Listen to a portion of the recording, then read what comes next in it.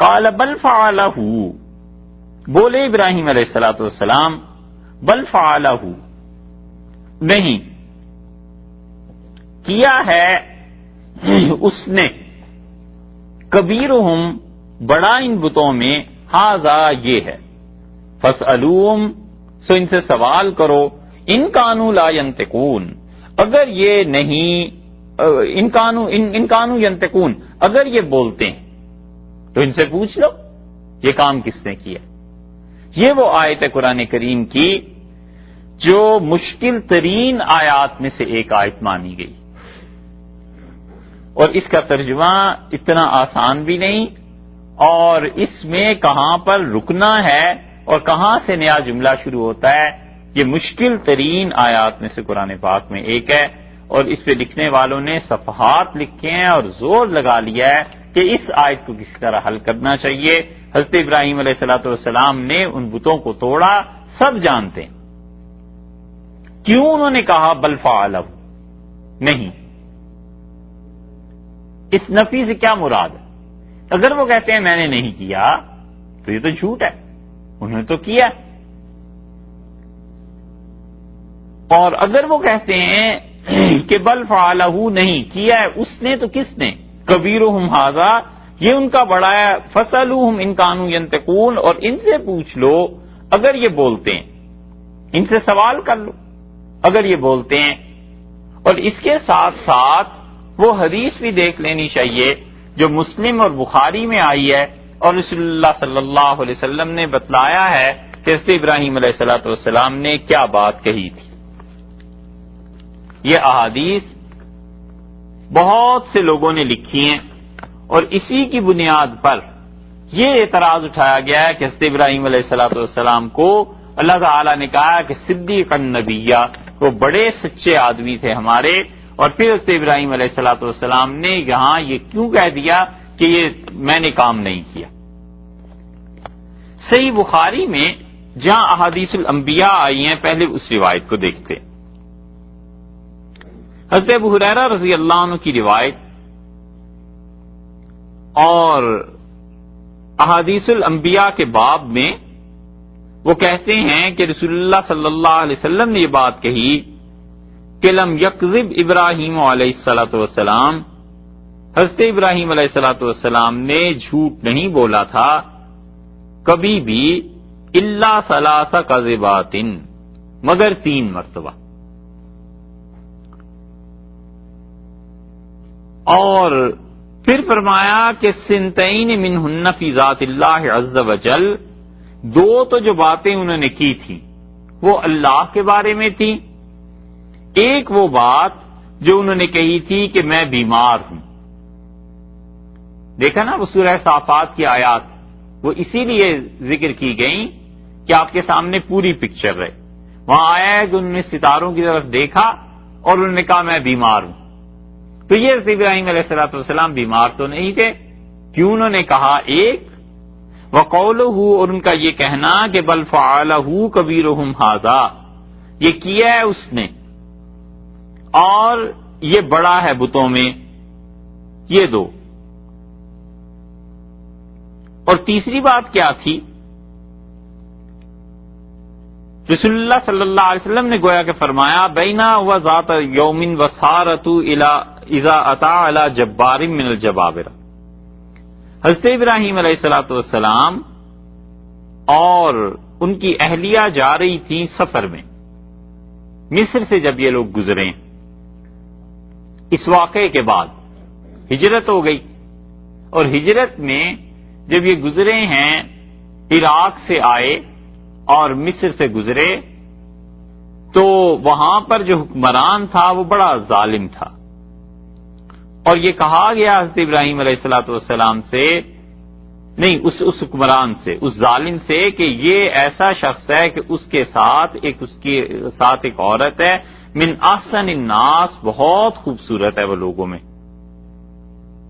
تو اس نے بھیجا، فسألہ عنہا، اور پوچھا ان سے، ابراہیم علیہ السلام سے، آنے والوں نے، بادشاہ کے جو نوکر تھے انہوں نے، اور اس بادشاہ نے پوچھا من ہذہ، یہ کون ہے عورت؟ قال اختی، انہوں نے کہا یہ میری بہن۔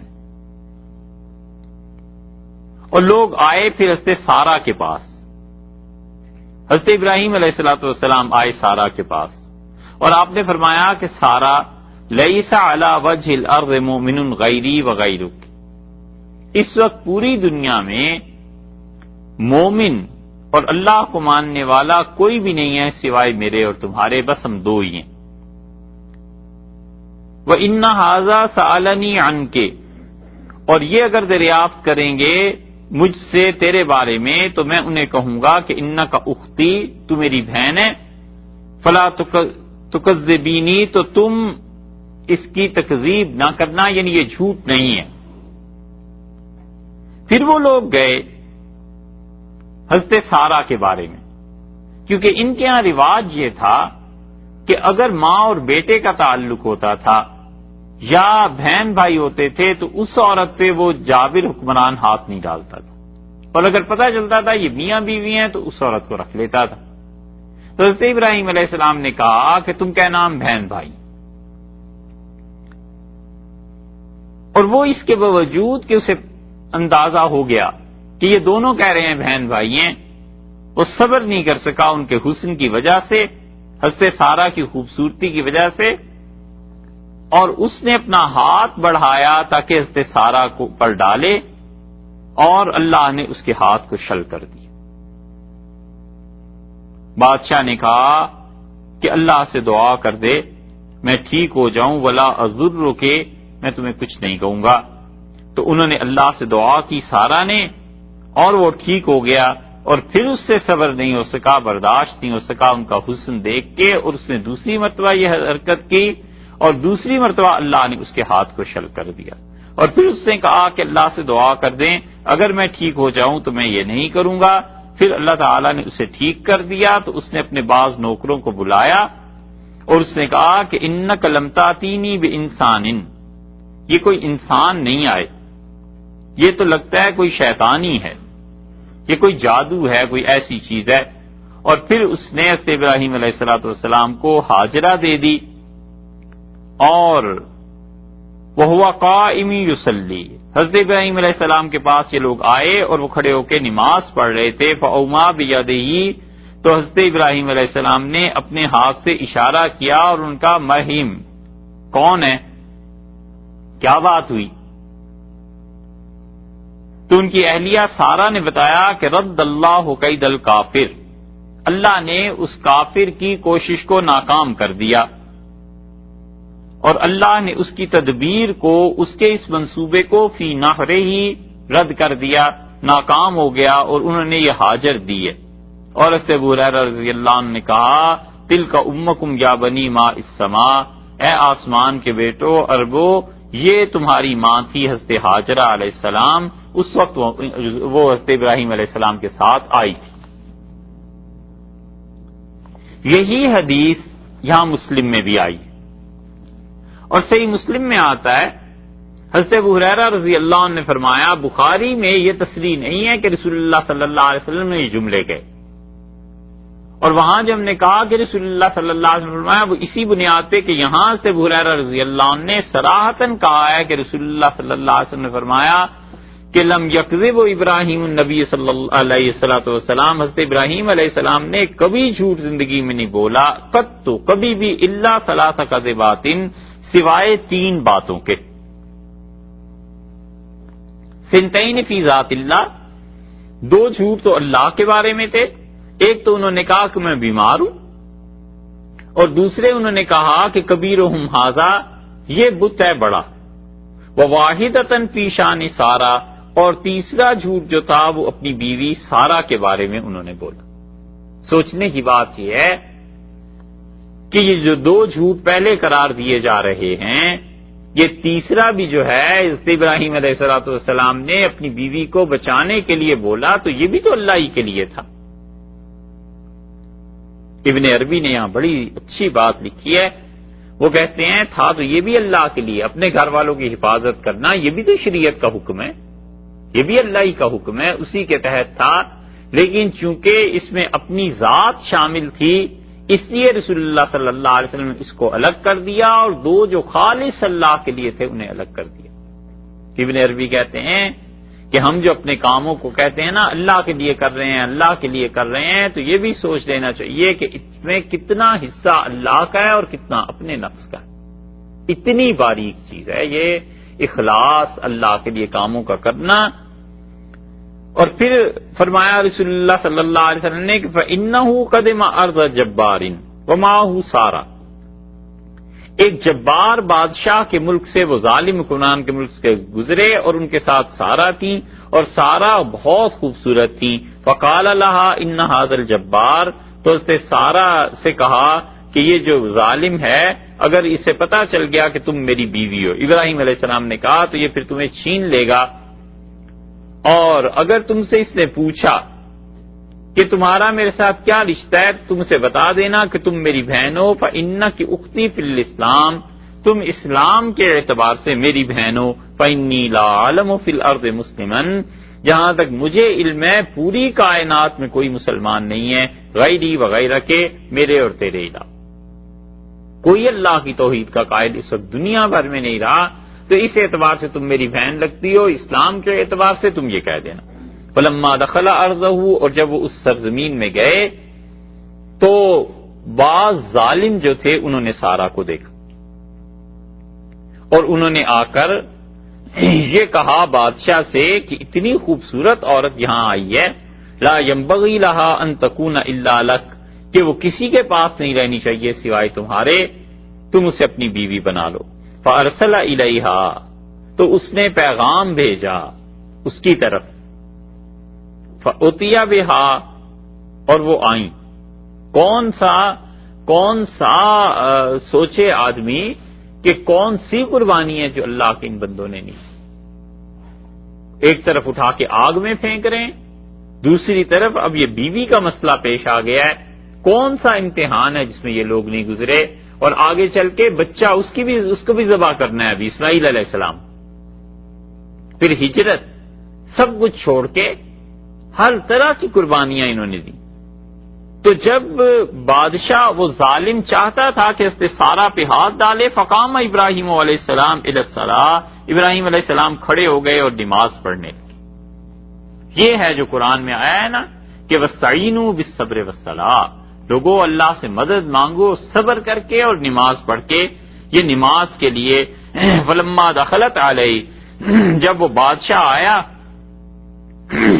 حضرت سارا کو اس نے دیکھا، لم یتمالک ان بسط یدہ الیہا، اتنا وہ اس کے حسن کو دیکھ کے حیران ہوا کہ اس نے اپنا ہاتھ برے ارادے سے بڑھایا، فقبضت یدہ قبضۃ شدیدہ، اور اس کا ہاتھ شل ہو گیا، بیکار ہو گیا، اللہ کی طرف سے پکڑ لیا گیا اس کے ہاتھ کو۔ تو اس نے کہا اللہ سے دعا کر دیں کہ اگر میرا ہاتھ سلامت رہے، ٹھیک ہو جائے، تو میں آپ کو کچھ نہیں کہوں گا۔ سارا نے دعا کی اور اس کا ہاتھ ٹھیک ہو گیا۔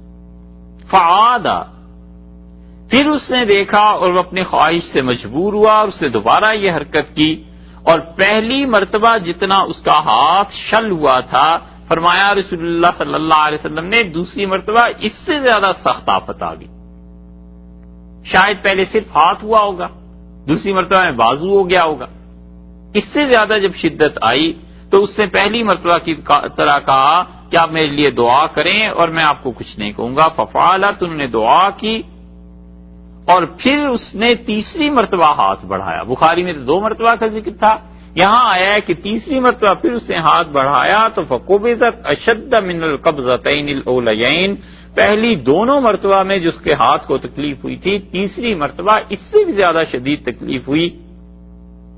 تو اس نے کہا کہ عورت اللہ سے دعا کر کے میرا ہاتھ ٹھیک ہو جائے۔ فلک اللہ، میں اللہ کی قسم کھاتا ہوں جس کو تو مانتی ہے کہ میں تجھے کچھ نہیں کہوں گا۔ حضرت سارا نے تیسری مرتبہ دعا کر دی، اب اس نے اللہ کی قسم کھا لی تھی تو اس کا ہاتھ ٹھیک ہو گیا۔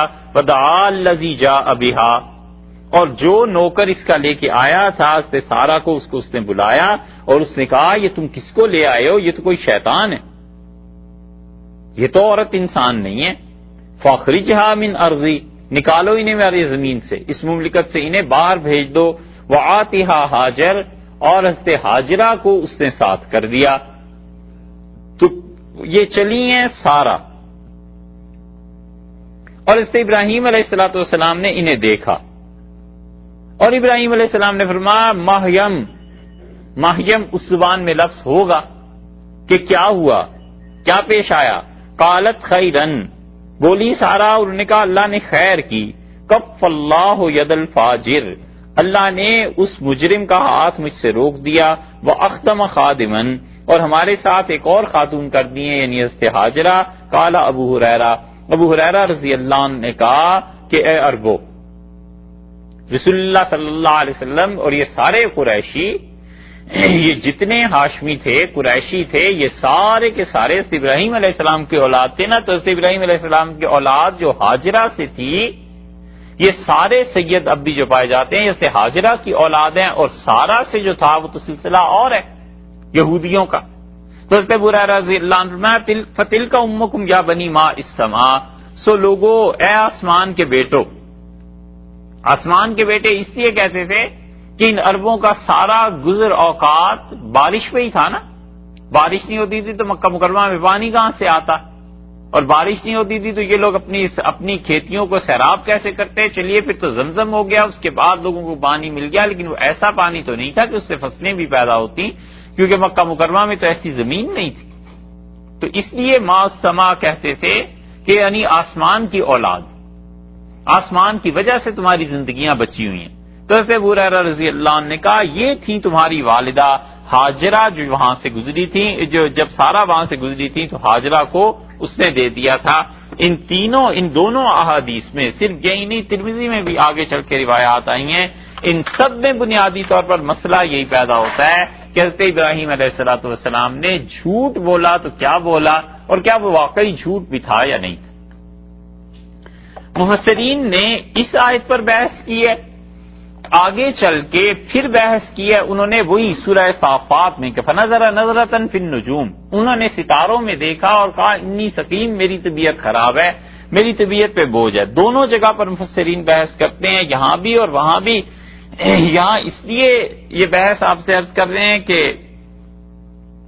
اللہ ہی کے علم میں ہے کہ آگے وہ پارے کب آنے ہیں کب پڑھنے، کیونکہ احتمال تو اس کا بھی ہے نا کہ ویزا نہ ملے، اور اللہ کے قبضے میں ہے. اس لیے میرا خیال آیا ہمیں کہ یہ بحث یہیں کر لینی چاہیے. حضرت ابراہیم علیہ الصلوۃ والسلام سے یہ جو 3 جھوٹ کہے ہیں، ایک کا تذکرہ یہ ہے مفسرین میں جو بالکل بے غبار صاف انہوں نے جس پہ کوئی سمجھنے میں بھی مشکل نہیں ہے اور بالکل بے غبار توجیہ اس کی ہے. انہوں نے کہا کہ یہ اسناد مجازی. اسناد مجازی کا مطلب یہ ہے کہ بات کسی اور کی حقیقت میں ہو اور اس کی سند کہیں اور جوڑ دی جائے. مثلا عرب یہ کہتے ہیں کہ اس کھیتی کو بارش نے اگایا ہے، کہتے ہیں یہ سب بارش کا کرشمہ ہے، بارش کا نتیجہ ہے. تو بارش کا تو نتیجہ ہے لیکن اصل میں تو اللہ ہی نے اسے پیدا کیا ہے نا. تو اسناد مجازی ایسی ہی ہوتی ہیں. تو اسناد مجازی کی وجہ سے یہ کہا کہ دیکھو یہ چیز ایسے ہو گئی ہے کہ انہوں نے کہا بل فعلہ، میں نے تو نہیں کیا، کبیرہم ھذا، اس نے کیا. تو حضرت ابراہیم علیہ الصلوۃ والسلام نے مجاز میں اس کی سند ادھر کر دی اور بتایا لوگوں کو کہ یہ ہے بت جس کی وجہ سے یہ سب کچھ ہوا. اسناد مجازی کی بہت چیزیں آپ کو مل جائیں گی. غالب کی شاعری آپ دیکھیں، یہ سارے شعراء اسناد مجازی پہ عمل کرتے ہیں، یعنی مجازن کہتے ہیں سند کہیں اور کی، بات کہیں اور کی. غالب ایک جگہ کہتے ہیں کہ جلا ہے جسم جہاں دل بھی جل گیا ہوگا، کریدتے ہو جو اب راکھ جستجو کیا ہے. مطلب تم نے تو کوئی پرواہ کی نہیں، تو جب ہمارا جسم جلا تھا دل بھی اس کے ساتھ ہی جل گیا. کریدتے ہو جو اب راکھ جستجو کیا ہے، یہ راکھ میں جو ہاتھ مار رہے ہو کہ دل کہاں گیا، تو تمہیں اس سے آخر کیا تعلق ہے؟ تو اس سے ظاہر میں یہ پتا چلتا ہے کہ واقعی کوئی ریت میں ہاتھ مارنے لگا یا راکھ میں ہاتھ ڈالنے لگا ہے. کوریدتے ہو جو اب راکھ، تو ذہن ادھر متوجہ ہو جاتا ہے، لیکن اس کی اصل میں سند محبوب کے ظلم سے ہے، شکایت سے ہے کہ اس نے ایسے کیا ہے. اس لیے حضرت ابراہیم علیہ الصلوۃ والسلام نے یہ بات بتا دی. انہوں نے کہا کہ اچھا دیکھو، بات یہ ہے کہ تم مجھے یہ کہتے ہو کہ میں نے ایسے کیا، یہ چیزیں ہو گئی، تو میں نے نہیں کیا، اس نے کیا، یہ اس پہ مجھے آمادہ کر دیا اس نے. تو اسناد مجازی جو ہیں سب سے اچھی توجیہ مفسرین نے اس کی ہے. اس کے متعلق ابھی کچھ اور بھی عرض کریں گے. دوسری تفسیر اس کی انہوں نے یہ کی ہے کہ بل فعلہ کبیرہم ھذا، کہ سائی رحمت اللہ علیہ جب اس آیت کو پڑھتے تھے، امام تھے تو وہ رکتے تھے اس پر. بل فعلہ، یہاں کاف لکھا ہوا ہے نا، ایک چھوٹا سا نظر آ رہا ہے، آیا نظر؟ چھوٹا سا کاف ایک لکھا ہوا ہے. اس کا مطلب ہے کہ رکنا ہے، یہاں وقف ہے. اور وقف میں جب پڑھیں گے تو قالا ابراہیم علیہ السلام بولے اور انہوں نے کہا بل فعلہ، اسے کیا ہے اس نے، کیا ہے جس نے کیا ہے. تم نے مجھ سے پوچھا ہے، کیا ہے جس نے کیا ہے. کبیرہم ھذا، یہ بڑا بت ہے. فاسألوہم ان کانوا ینطقون، پوچھو ان سے اگر یہ بولتے ہیں.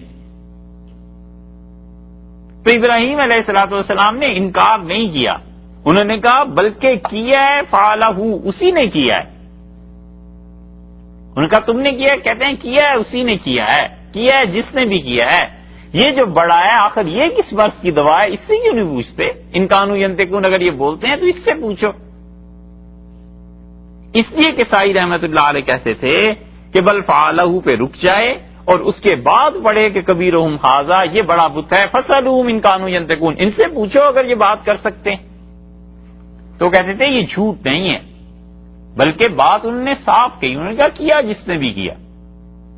یہ تو مسئلہ بعد میں طے کرتے ہیں، پہلے تو تم یہ بتاؤ کہ اس سے کیوں نہیں پوچھتے یہ چیز. اچھا، ایک تو بات یہ ہو گئی. دوسری بات یہ ہو گئی جو دوسری اس کی توجیہ مفسرین کرتے ہیں، وہ کہتے ہیں کہ اصل میں تو یہ مذاق تھا جو ابراہیم علیہ الصلوۃ والسلام نے عملی طور پر ان پہ کیا، اور یہ مناظرہ تھا عملاً. زبانی تو انہوں نے کہہ دیا اور زبانی بات ان کی پوری ہو گئی. اس کے بعد انہوں نے یہ جو مناظرہ کیا ہے یہ عملی طور پر تھا، اور عملی طور پر اس طرح کہ ابراہیم علیہ الصلوۃ والسلام نے ان کے ساتھ یہ کیا کہ ایک طرف تو عاجز ہے اور ایک طرف وہ ہے جس کے ہاتھ میں قدرت ہے، بت ہے، اور دوسری طرف حضرت ابراہیم علیہ الصلوۃ والسلام ہیں اور ان کے ہاتھ میں طاقت ہے. تو ظاہر ہے معاملہ جب کسی عاجز اور کسی بے جان اور جاندار کے ساتھ ہوگا تو فعل کی نسبت، کام کرنے کی نسبت اگر کی جائے بے جان کی طرف تو یہ مذاق کے علاوہ اور کیا چیز ہے؟ مذاق ہی ہے نا. ایک آدمی کام کر سکتا ہے، ایک اس کے سامنے بت ہے جو کام نہیں کر سکتا. اور اب اگر کوئی کہے کہ جناب اس نے کیا ہے تو یہ تو مذاق ہی ہے، مگر نہ اور کیا ہے. سب جانتے ہیں کہ وہ کچھ نہیں کر سکتا. اس کو ایسے سمجھ لینا چاہیے جیسے ایک کمرے میں آدمی تنہا بیٹھا ہے اور وہ کسی کو آواز دیتا ہے کہ یہاں آئیے. وہ آ کے پوچھتا ہے اب اس ایک اکیلے آدمی سے جو کمرے میں بیٹھا وہ کہتا ہے کس نے آواز دی، کس نے مجھے بلایا تھا. اب اسے پتا ہے کہ بھئی ایک ہی آدمی بیٹھا ہوا، اسی نے بلایا اور کس نے بلایا. تو یہ آدمی آگے سے جواب دیتا ہے تو کہتا ہے دیوار نے بلایا تھا، اس قالین نے تمہیں بلایا تھا، اس کا دیکھ لو کوئی ہوگا جس نے بلایا تھا. تو یہ اس کا مذاق اڑانے کے مترادف گنا جائے گا. اس لیے کہتے ہیں کہ جو بہت ہی کنجوس آدمی ہو اس کو کہہ دیتے ہیں کہ جناب یہ تو اپنے وقت کے حاتم ہے، حاتم تائی ہے اپنے زمانے کا. اور جسے کچھ نہ آتا ہو، بالکل پڑھا لکھا نہ ہو، اسے کہنا کہ یہ اپنے وقت کا امام راضی بنا پھرتا ہے. تو یہ اس کو لفظ کہنا اس کے مذاق اڑانے کے مترادف ہے. تو ابراہیم علیہ الصلوۃ والسلام نے ان کو کسی واقعے کی خبر نہیں دی. انہیں یہ نہیں کہا کہ میں نے کیا ہے یا نہیں کیا، اس کی خبر نہیں دی، بلکہ انہوں نے کیا ان کے ساتھ مذاق، اور اس سے مقصد یہ تھا کہ ان کی جہالت اور ان کے توحید کے عقیدے سے ہٹنا، اس کی حماقت ان کے سامنے آ جائے. انہوں نے کہا بل فعلہ کبیرہم، یہ جو بڑا ہے نا اس نے کیا ہے، فسألوہم ان کانوا ینطقون، پوچھو ان سے اگر یہ بول سکتے ہیں تو اسی نے کیا. یہ اس لیے مناظرہ ہوا تاکہ اس کے بعد جب سوال جواب ہوگا تو پتا تو انہیں بھی ہے کہ کس نے کیا ہے. اب جان بوجھ کے کیوں پوچھتے ہیں؟ آگے سے پوچھ اس لیے رہے ہیں کہ ابراہیم علیہ السلام اقرار کریں، ان کا ہاں اس نے کیا ہے، بت نے، اس سے پوچھ لو. یہ مفسرین نے دوسری توجیہ کی. تیسری توجیہ یہ کی ہے کہ وہ کہتے ہیں کہ ابراہیم علیہ الصلوۃ والسلام نے اس کو جسے کہتے ہیں تعلیق بالمحال وہ کیا ہے، اور یہ بھی تقریباً وہی دوسری بات بن جاتی ہے. یعنی انہوں نے اس کے ساتھ اس بات کو جوڑ دیا جہاں سے جواب آنا ممکن ہی نہیں تھا، کہ انہوں نے کہا اس بت سے پوچھ لو، اس سے پوچھو یہ چیزیں کیوں ہوئی ہیں. یہ تقریباً دوسری بات ہے. تیسری بات شرعاً جو اس پہ فقہا نے لکھی ہے وہ کہتے ہیں کہ اصل میں یہ جھوٹ ہے ہی نہیں. وہ کہتے ہیں کذب کا جو مطلب ہے عربی میں، اس کو اردو میں جھوٹ سے لفظی طور پہ کہا جاتا ہے، وگرنہ کذب اصل میں عربی میں جھوٹ کے لیے استعمال ہی نہیں ہوتا. وہ کہتے ہیں کذب کا مطلب یہ ہوا کرتا ہے کہ خلاف واقعہ، اور اس کے لیے کوئی ضروری نہیں ہے کہ کوئی خلاف واقعہ بات ہوئی ہے یا نہیں ہوئی، صرف ظاہر کے اعتبار سے کہہ دیا جاتا ہے. یہ ضروری نہیں ہے کہ واقعے میں ایسے ہوا ہے یا نہیں ہوا. ایک آدمی کہتا ہے مجھے چاند نظر نہیں آیا، تو اس کا یہ مطلب نہیں ہے کہ چاند تھا ہی نہیں، ممکن ہے ہو، یہ آدمی اپنے دیکھنے کا انکار کر رہا ہے. تو کذب غلط فہمی کے معنی میں بھی استعمال ہوتا ہے، کذب کسی جھوٹ کے معنی میں بھی استعمال ہوتا ہے. اور کذب جو ہے اس کے بہت سے معانی مفسرین نے لکھے ہیں. اس لیے وہ کہتے ہیں کہ یہ سرے سے حضرت ابراہیم علیہ الصلوۃ والسلام کا جھوٹ تھا ہی نہیں، بلکہ یہ تعریضاً انہوں نے کہا ہے. تعریض کی تعریف ابھی آپ سے عرض کرتے ہیں. اچھا،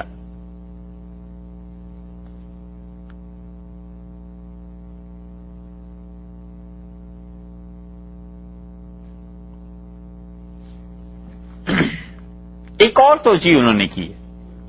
وہ کہتے ہیں جب کافروں نے یہ سوال کیا کہ اے ابراہیم تم نے یہ کیا کیا، تو حضرت ابراہیم علیہ الصلوۃ والسلام نے فرمایا کہ بل فعلہ کبیرہم، یہ جو کبیرہم ہے نا اس پہ وہ وقف کرتے ہیں. وہ کہتے ہیں کیا ہے اس کو کبیرہم ان کے بڑے نے. ھذا فاسألوہم ان کانوا ینطقون، پوچھ لو ان سے اگر یہ گفتگو کرتے ہیں، اگر یہ بولتے ہیں تم ان سے پوچھ لو. اور کہتے ہیں کہ لوگ یہ سمجھے کہ حضرت ابراہیم علیہ السلام کبیرہم سے مراد ان کا بت لے رہے ہیں کہ بڑا بت اس نے کیا ہے. اور بڑی اچھی بات یہ مفسرین نے لکھی ہے، یہ واضح کر دیتی ہے مسئلے کو. وہ کہتے ہیں کہ دیکھو الفاظ پہ غور کرو، اسی آیت میں اس کا جواب ہے کہ بل فعلہ کبیرہم، یہ کام ان کے بڑے نے کیا ہے. تو کہتے ہیں کون بڑا ہے؟ اور پھر کہتے ہیں لوگ یہ سمجھے کہ آپ اس بت کو کہہ رہے ہیں کہ یہ بڑا ہے، حالانکہ آپ فرما رہے تھے کہ جو ان میں سے بڑا ہے اس نے کیا ہے. معاملہ میرا اور بتوں کا ہے. تم مجھے کہتے ہو میں نے توڑے ہیں، تو جو ان میں بڑا ہے اس نے کیا ہے. اور ظاہر ہے کہ ابراہیم علیہ السلام بڑے تھے، کیونکہ نبی علیہ الصلوۃ والسلام اپنی امت میں بڑے ہوتے ہیں. تو مفسرین کہتے ہیں ہم جو کہا ہے نا انہوں نے، یہ اگر بت کے متعلق ہوتا تو ہا کی ضمیر آنی چاہیے تھی کہ کبیرہا، ان بتوں میں سے جو بڑا بت تھا اس نے کیا ہے. وہ کہتے ہیں ہم کا مطلب ہی یہی ہے کہ میں اور یہ سارے بت ملا کر ان میں سے جو بڑا ہے نا اس نے کیا ہے. فاسألوہم ان کانوا ینطقون، اور تم پوچھ لو اگر یہ بولتے ہیں. تو اس لیے کہ ہم کی جو ضمیر ہے یہ اسی معنی میں لائی جا سکتی ہے. تو کہتے ہیں یہ ضمیر خود ہی حضرت ابراہیم علیہ الصلوۃ والسلام کی طرف لوٹ رہی ہے کہ ان میں بڑا جو ہے اس نے کیا ہے، تو بڑے تو وہی تھے. سوال یہ پیدا ہوتا ہے کہ اگر حضرت ابراہیم علیہ الصلوۃ والسلام کا یہی مقصد تھا سارا کچھ، تو انہوں نے یہ صاف صاف لفظوں میں کیوں نہیں کہہ دیا؟ تو اس پہ لکھتے ہیں مفسرین کہ انہوں نے تعریض سے کام لیا. کنایا اور تعریض یہ دونوں عربوں کی لغت میں بولے جاتے ہیں، اور کنایا اور تعریض یہ ہوا کرتا ہے کہ کنایا کبھی کبھی انسان کے دل میں جو چیز ہوتی ہے اس کے متعلق کہتے ہیں. عرب کہتے ہیں کہ المنیت انشبت اظفارها، موت نے اپنے پنجے گاڑ دیے اس کے جسم میں. اب آپ دیکھیں تو اس سے بظاہر یہ معلوم ہوتا ہے کہ موت جو ہے وہ ایک درندہ ہے، اور درندے کے لیے لازمی ہے کہ اس کے ناخن بھی ہوں، اور کوئی چیز ہے اور اس میں اس نے اپنے پنجوں کو گاڑ دیا ہے. اب ایک دم سے خیال کسی درندے کی طرف جاتا ہے کہ موت گویا کہ بہت ہی وحشی جانور ہے، اس نے آ کے دبوچ لیا، لیکن خیال ادھر چلا گیا اور حقیقت میں مراد موت ہے. یہ ہے کنایا. اور تعریض جو ہوتی ہے اس میں کوئی آدمی عرض کرنا، عرض کہتے ہیں نا پیش کرنا، عرض کا مطلب عربی میں پیش سے ہے، سامنے.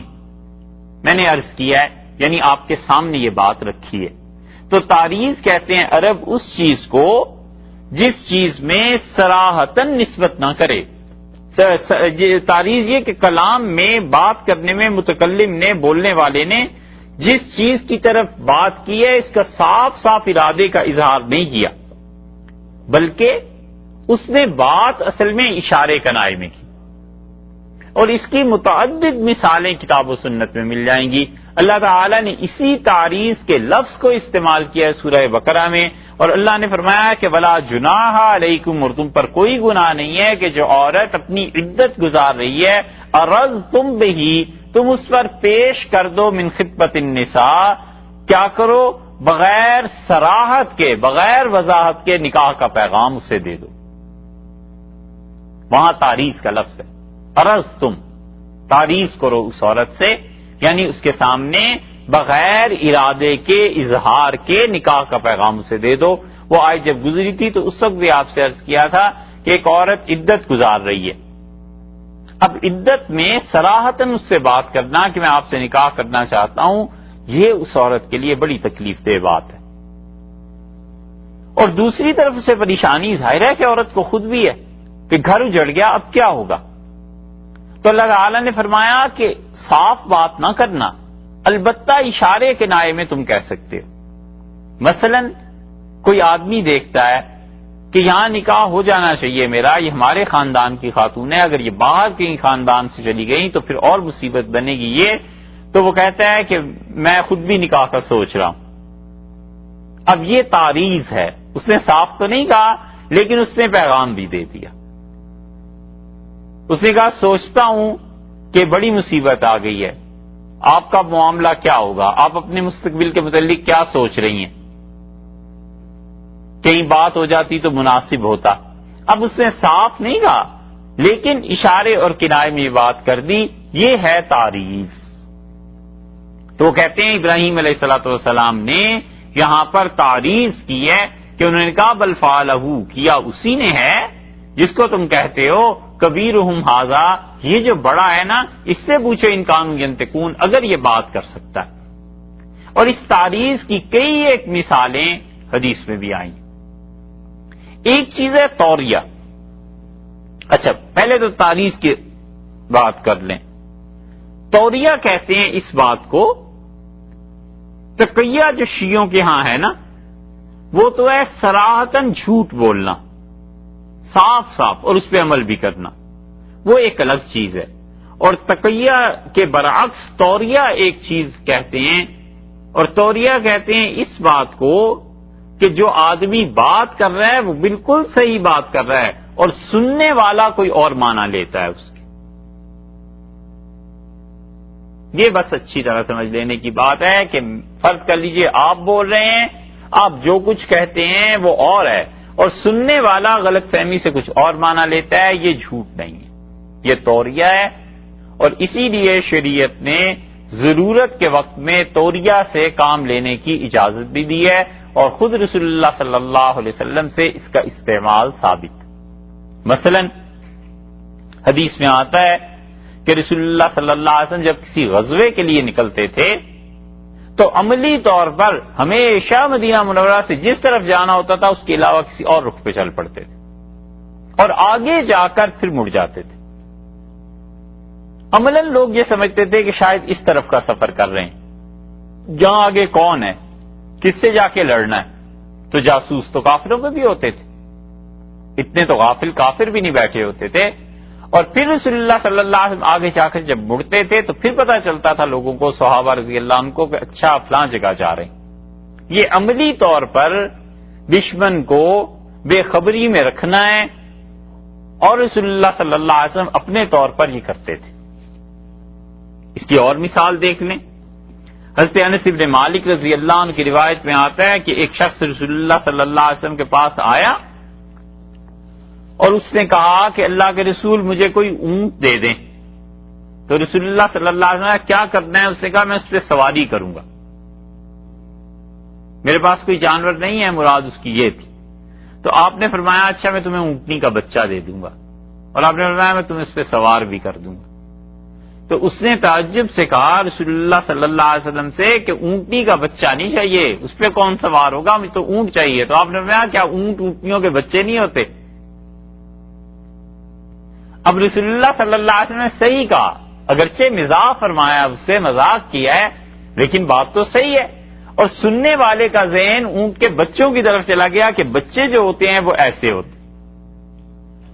حدیث میں اس کی متعدد مثالیں آئیں۔ شمائل ترمذی میں ایک جگہ آیا ہے، اس سے حسن رضی اللہ عنہ کی غالباً روایت ہے کہ رسول اللہ صلی اللہ علیہ وسلم کے پاس ایک بوڑھی عورت آئی اور اس نے آ کے کہا کہ اللہ کے رسول دعا کریں میرے لیے کہ میں جنت میں چلی جاؤں۔ تو رسول اللہ صلی اللہ علیہ وسلم نے فرمایا ہرگز نہیں، اور اس کو کہا رے فلاں کی ماں جو تم مجھ سے دعا کے لیے کہہ رہی ہو تو تمہیں پتا نہیں ہے کہ جنت میں بوڑھی عورتیں نہیں جائیں گی؟ تو بڑی پریشان ہوئی، پھر رونے لگی اور کہنے لگی بوڑھی عورتیں جنت میں نہیں جائیں گی؟ تو رسول اللہ صلی اللہ علیہ وسلم نے فرمایا تم نے قرآن نہیں پڑھا؟ اللہ نے فرمایا انا انشأناہن انشاء فجعلناہن ابکارا، اور جن خواتین کو ہم جنت میں داخل کریں گے اور ہم نے جنہیں جنتیوں کی بیویاں بنایا ہے انہیں ہم کم عمر کی عورتیں کر دیں گے، تو بوڑھی تھوڑی ہوں گی جب جنت میں جائیں گی، جاتے ہوئے تو وہ جوان ہی ہوں۔ اب رسول اللہ صلی اللہ علیہ وسلم نے بات وہی کہی جو قرآن پاک میں آئی، لیکن وہ سمجھی کہ بوڑھی عورت سرے سے جنت میں نہیں جائے۔ اس کی اور ایک مثال دیکھیے، حضرت انس رضی اللہ عنہ کہتے ہیں کہ رسول اللہ صلی اللہ علیہ وسلم کے پاس ایک آدمی آتے تھے ظاہر ابن حرام رضی اللہ عنہ، اور ظاہر جب رسول اللہ صلی اللہ علیہ وسلم کے پاس آتے تھے تو وہ گاؤں کی چیزیں لے آتے تھے، سبزیاں، مختلف چیزیں، اور آپ شہر سے مختلف چیزیں لے کے مدینہ منورہ سے رکھتے رہتے تھے اور فرماتے تھے کہ ظاہر آئے گا تو ہم اسے دیں گے، اور وہ ہمارا گاؤں ہے اور ہم اس کے شہر ہیں۔ ایک مرتبہ وہ آئے اور بازار میں کوئی چیز بیچ رہے تھے، ان کا خیال تھا یہ بازار میں چیزیں بیچ لیں جو گاؤں سے لائے ہیں اور پھر رسول اللہ صلی اللہ علیہ وسلم کی خدمت میں حاضر ہوں۔ تو حضرت صلی اللہ علیہ وسلم گزرے اور آپ نے ان کے پیچھے کھڑے ہو کے اور ان کی آنکھوں پہ پیچھے سے ہاتھ رکھ لیا، اور آپ نے فرمایا کوئی ہے جو اس غلام کو خریدے؟ انہوں نے کہا کون ہے جو مجھے بیچ رہا ہے، میں تو آزاد ہوں۔ آپ نے فرمایا کوئی ہے جو اس غلام کو خریدے؟ اس نے پھر کہا میں کون خریدتا ہے، کون بیچتا ہے مجھے، میں تو آزاد ہوں۔ اور تیسری مرتبہ جب آپ نے کہا اونچی آواز سے تو وہ سمجھ گئے کہ اوہ یہ تو رسول اللہ صلی اللہ علیہ وسلم ہے، اور انہوں نے اپنی پشت، اپنی کمر رسول اللہ صلی اللہ علیہ وسلم کے جسم کے ساتھ لگانی شروع کر دی، اور انہوں نے کہا کہ اللہ کے رسول میں تو بہت نالائق، بہت ناکارہ آدمی ہوں، مجھے کون خریدے گا؟ تو رسول اللہ صلی اللہ علیہ وسلم نے فرمایا کہ انہوں نے کہا کہ رجل قاصد، کھوٹا آدمی، کھوٹا سکہ، اس کو کون خریدتا ہے؟ تو آپ نے فرمایا لا بل انت عند اللہ غالن، اللہ کے ہاں تمہاری بڑی قیمت ہے، تم کھوٹے تھوڑے ہی ہو۔ اب رسول اللہ صلی اللہ علیہ وسلم کا یہ کہنا کہ وہ غلام اس کو کون خریدے گا، یہ مطلب یہی تھا کہ اللہ کا غلام ہے، حتیٰ کہ رسول اللہ صلی اللہ علیہ وسلم نے اگر یہ بھی ارادہ کیا ہو کہ میرا غلام ہے تو بھی ٹھیک ہے، اس لیے کہ اللہ نے فرمایا ہے. اور اس آیت پہ کتنی گہری نظر گئی ہے مفسرین کی. وہ کہتے ہیں کہ اللہ تعالیٰ نے فرمایا کہ النبی اولا بالمومنین من انفسہم، اور رسول اللہ صلی اللہ علیہ وسلم کا حق ہر ایمان والے پر، ہر ان کے امتی پر اس سے زیادہ بنتا ہے جتنا لوگوں کا اپنی جان پر خود حق بنتا ہے. مفسرین کہتے ہیں اس کا مطلب یہ ہے کہ رسول اللہ صلی اللہ علیہ وسلم اگر کسی آزاد آدمی کو پکڑ کے غلام بنا کے بیچ دیتے، کوئی نہیں کہہ سکتا کہ انہوں نے کیوں کیا ہے. اللہ نے کہا کہ آپ کا حق تو اتنا زیادہ ہر امتی پہ بنتا ہے کہ اتنا اس کا اپنا حق نہیں اپنی ذات پہ بنتا. تو فرض کر لیں اس حدیث میں رسول اللہ صلی اللہ علیہ وسلم نے یہی کہہ دیا ہو کہ میرا غلام ہے تو بھی ٹھیک ہے، لیکن وہ کیا سمجھے، وہ سمجھے جیسے اور غلام بکنے آتے ہیں، آج مجھے کوئی بیچنے چلا ہے. تو توریہ اس کو کہتے ہیں کہ بات کچھ اور سمجھنے والا کچھ اور سمجھے. تو ابراہیم علیہ الصلوۃ والسلام نے فرمایا بل فعلہ، کیا ہے جس نے کیا ہے، لیکن یہ دیکھو کہ کبیرہم ھذا، یہ بڑا ہے، فسألوہم ان کانوا لا ینطقون، تم پوچھ لو اس سے. ایک آخری توجیہ جو مفسرین نے کی وہ بھی بہت اچھی ہے. وہ کہتے ہیں ہوتا یہ ہے کہ آدمی کئی مرتبہ اپنے فعل کی نسبت کرتا ہے اصل کی طرف اور کہتا ہے کہ آپ ہی نے یہ کام کیا ہے، تیری وجہ سے یہ کام ہوا ہے. ایک آدمی کو سزا ملی، چوری کر لی تھی، اور والدہ جب اس سے جیل ملنے گئی تو اس نے کہا ماں یہ چوری تو نے ہی کی ہے، تو نے اگر ہماری تربیت اچھی کی ہوتی تو آج میں کیوں کام کرتا. اب چوری اس نے کی ہے، نسبت اس طرف کر رہا ہے کہ یہ چیز ہے. ایسی ہی اچھی مثال لے لیں، ایک آدمی اپنے ماں باپ کے پاس جاتا ہے کوئی چیز لے کے، وہ کہتے ہیں کہ یہ بہت قیمتی چیز لے آئے، تو وہ کہتا ہے یہ سب آپ ہی کا مال ہے، یہ سب آپ ہی کی دعاؤں کا نتیجہ ہے، یہ سب چیزیں آپ ہی کی ہیں. تو ہیں تو اس آدمی کی اپنی، لیکن نسبت وہ اس لیے کر رہا ہے کہ وہ سمجھتا ہے ان کی دعا سے یا ان کی تربیت سے یا ان کی تعلیم سے آج میں اس قابل ہوا ہوں کہ یہ ساری چیزیں مجھے ملی ہیں، تو وہ نسبت اس طرف کر رہا ہے. حضرت ابراہیم علیہ الصلوۃ والسلام کو تھا غصہ ان بتوں پہ. جب انہوں نے پوچھا کہ تم نے یہ کام کیوں کیا ہے تو انہوں نے کہا بل فعلہ، اس نے کیا ہے، کبیرہم ھذا، اس سے پوچھو. یعنی مطلب یہ کہ ان کی وجہ سے یہ کام کرنے پہ میں مجبور ہوا ہوں، میں نے اس وجہ سے یہ کام کیا. اور یہ جو حدیث میں چیزیں آئی ہیں کہ رسول اللہ صلی اللہ علیہ وسلم نے جو باتیں کہیں، ان سب چیزوں کی تعویل یہی ہے. جیسے ابراہیم علیہ السلام نے کہا میں بیمار ہوں، وہ تو اس سے بھی زیادہ آسان ہے، کیونکہ سقیم کا لفظ جو ہے وہ ہر طرح کی بوجھ کے لیے عربوں میں استعمال ہوتا ہے. تو انہوں نے کہا سقیم، میں بیمار ہوں. رسول اللہ صلی اللہ علیہ وسلم نے ان کے لیے جھوٹ کا لفظ جو عربی کے اعتبار سے ارشاد فرمایا. اول تو عربی میں کذب کا مطلب سارا جھوٹ ہی نہیں ہوتا، بلکہ کسی انسان کا خلاف واقعہ بیان کرنا اس پہ بھی آتا ہے، اور اس پر بھی آ جاتا ہے کہ کوئی آدمی اپنے مرتبے سے کم بات کرے.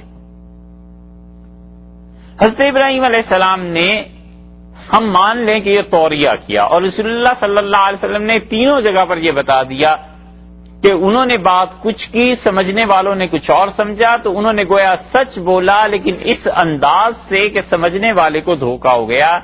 تو یہ انہوں نے جتنے جلیل القدر اللہ کے پیغمبر اور جتنے بڑے شان کے آدمی تھے، انہوں نے اپنے حساب سے، ان کی اپنی شان، ان کے شایان شان نہیں تھا کہ ایسی بات کرتے.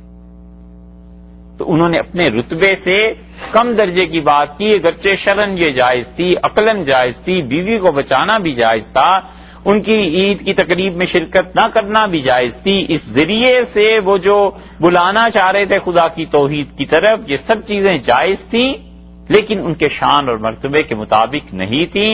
اسی لیے اس کی دلیل میں مفسرین نے لکھا ہے کہ قیامت میں رسول اللہ صلی اللہ علیہ وسلم نے فرمایا جب لوگ ان کو جا کر کہیں گے کہ آپ ہماری شفاعت کر دیں تو کہیں گے میں 3 باتوں میں ایسی بات کر چکا ہوں جو میری شان کی نہیں تھی، اور میں اللہ کے سامنے آج کے دن جانے سے معذرت کرتا ہوں.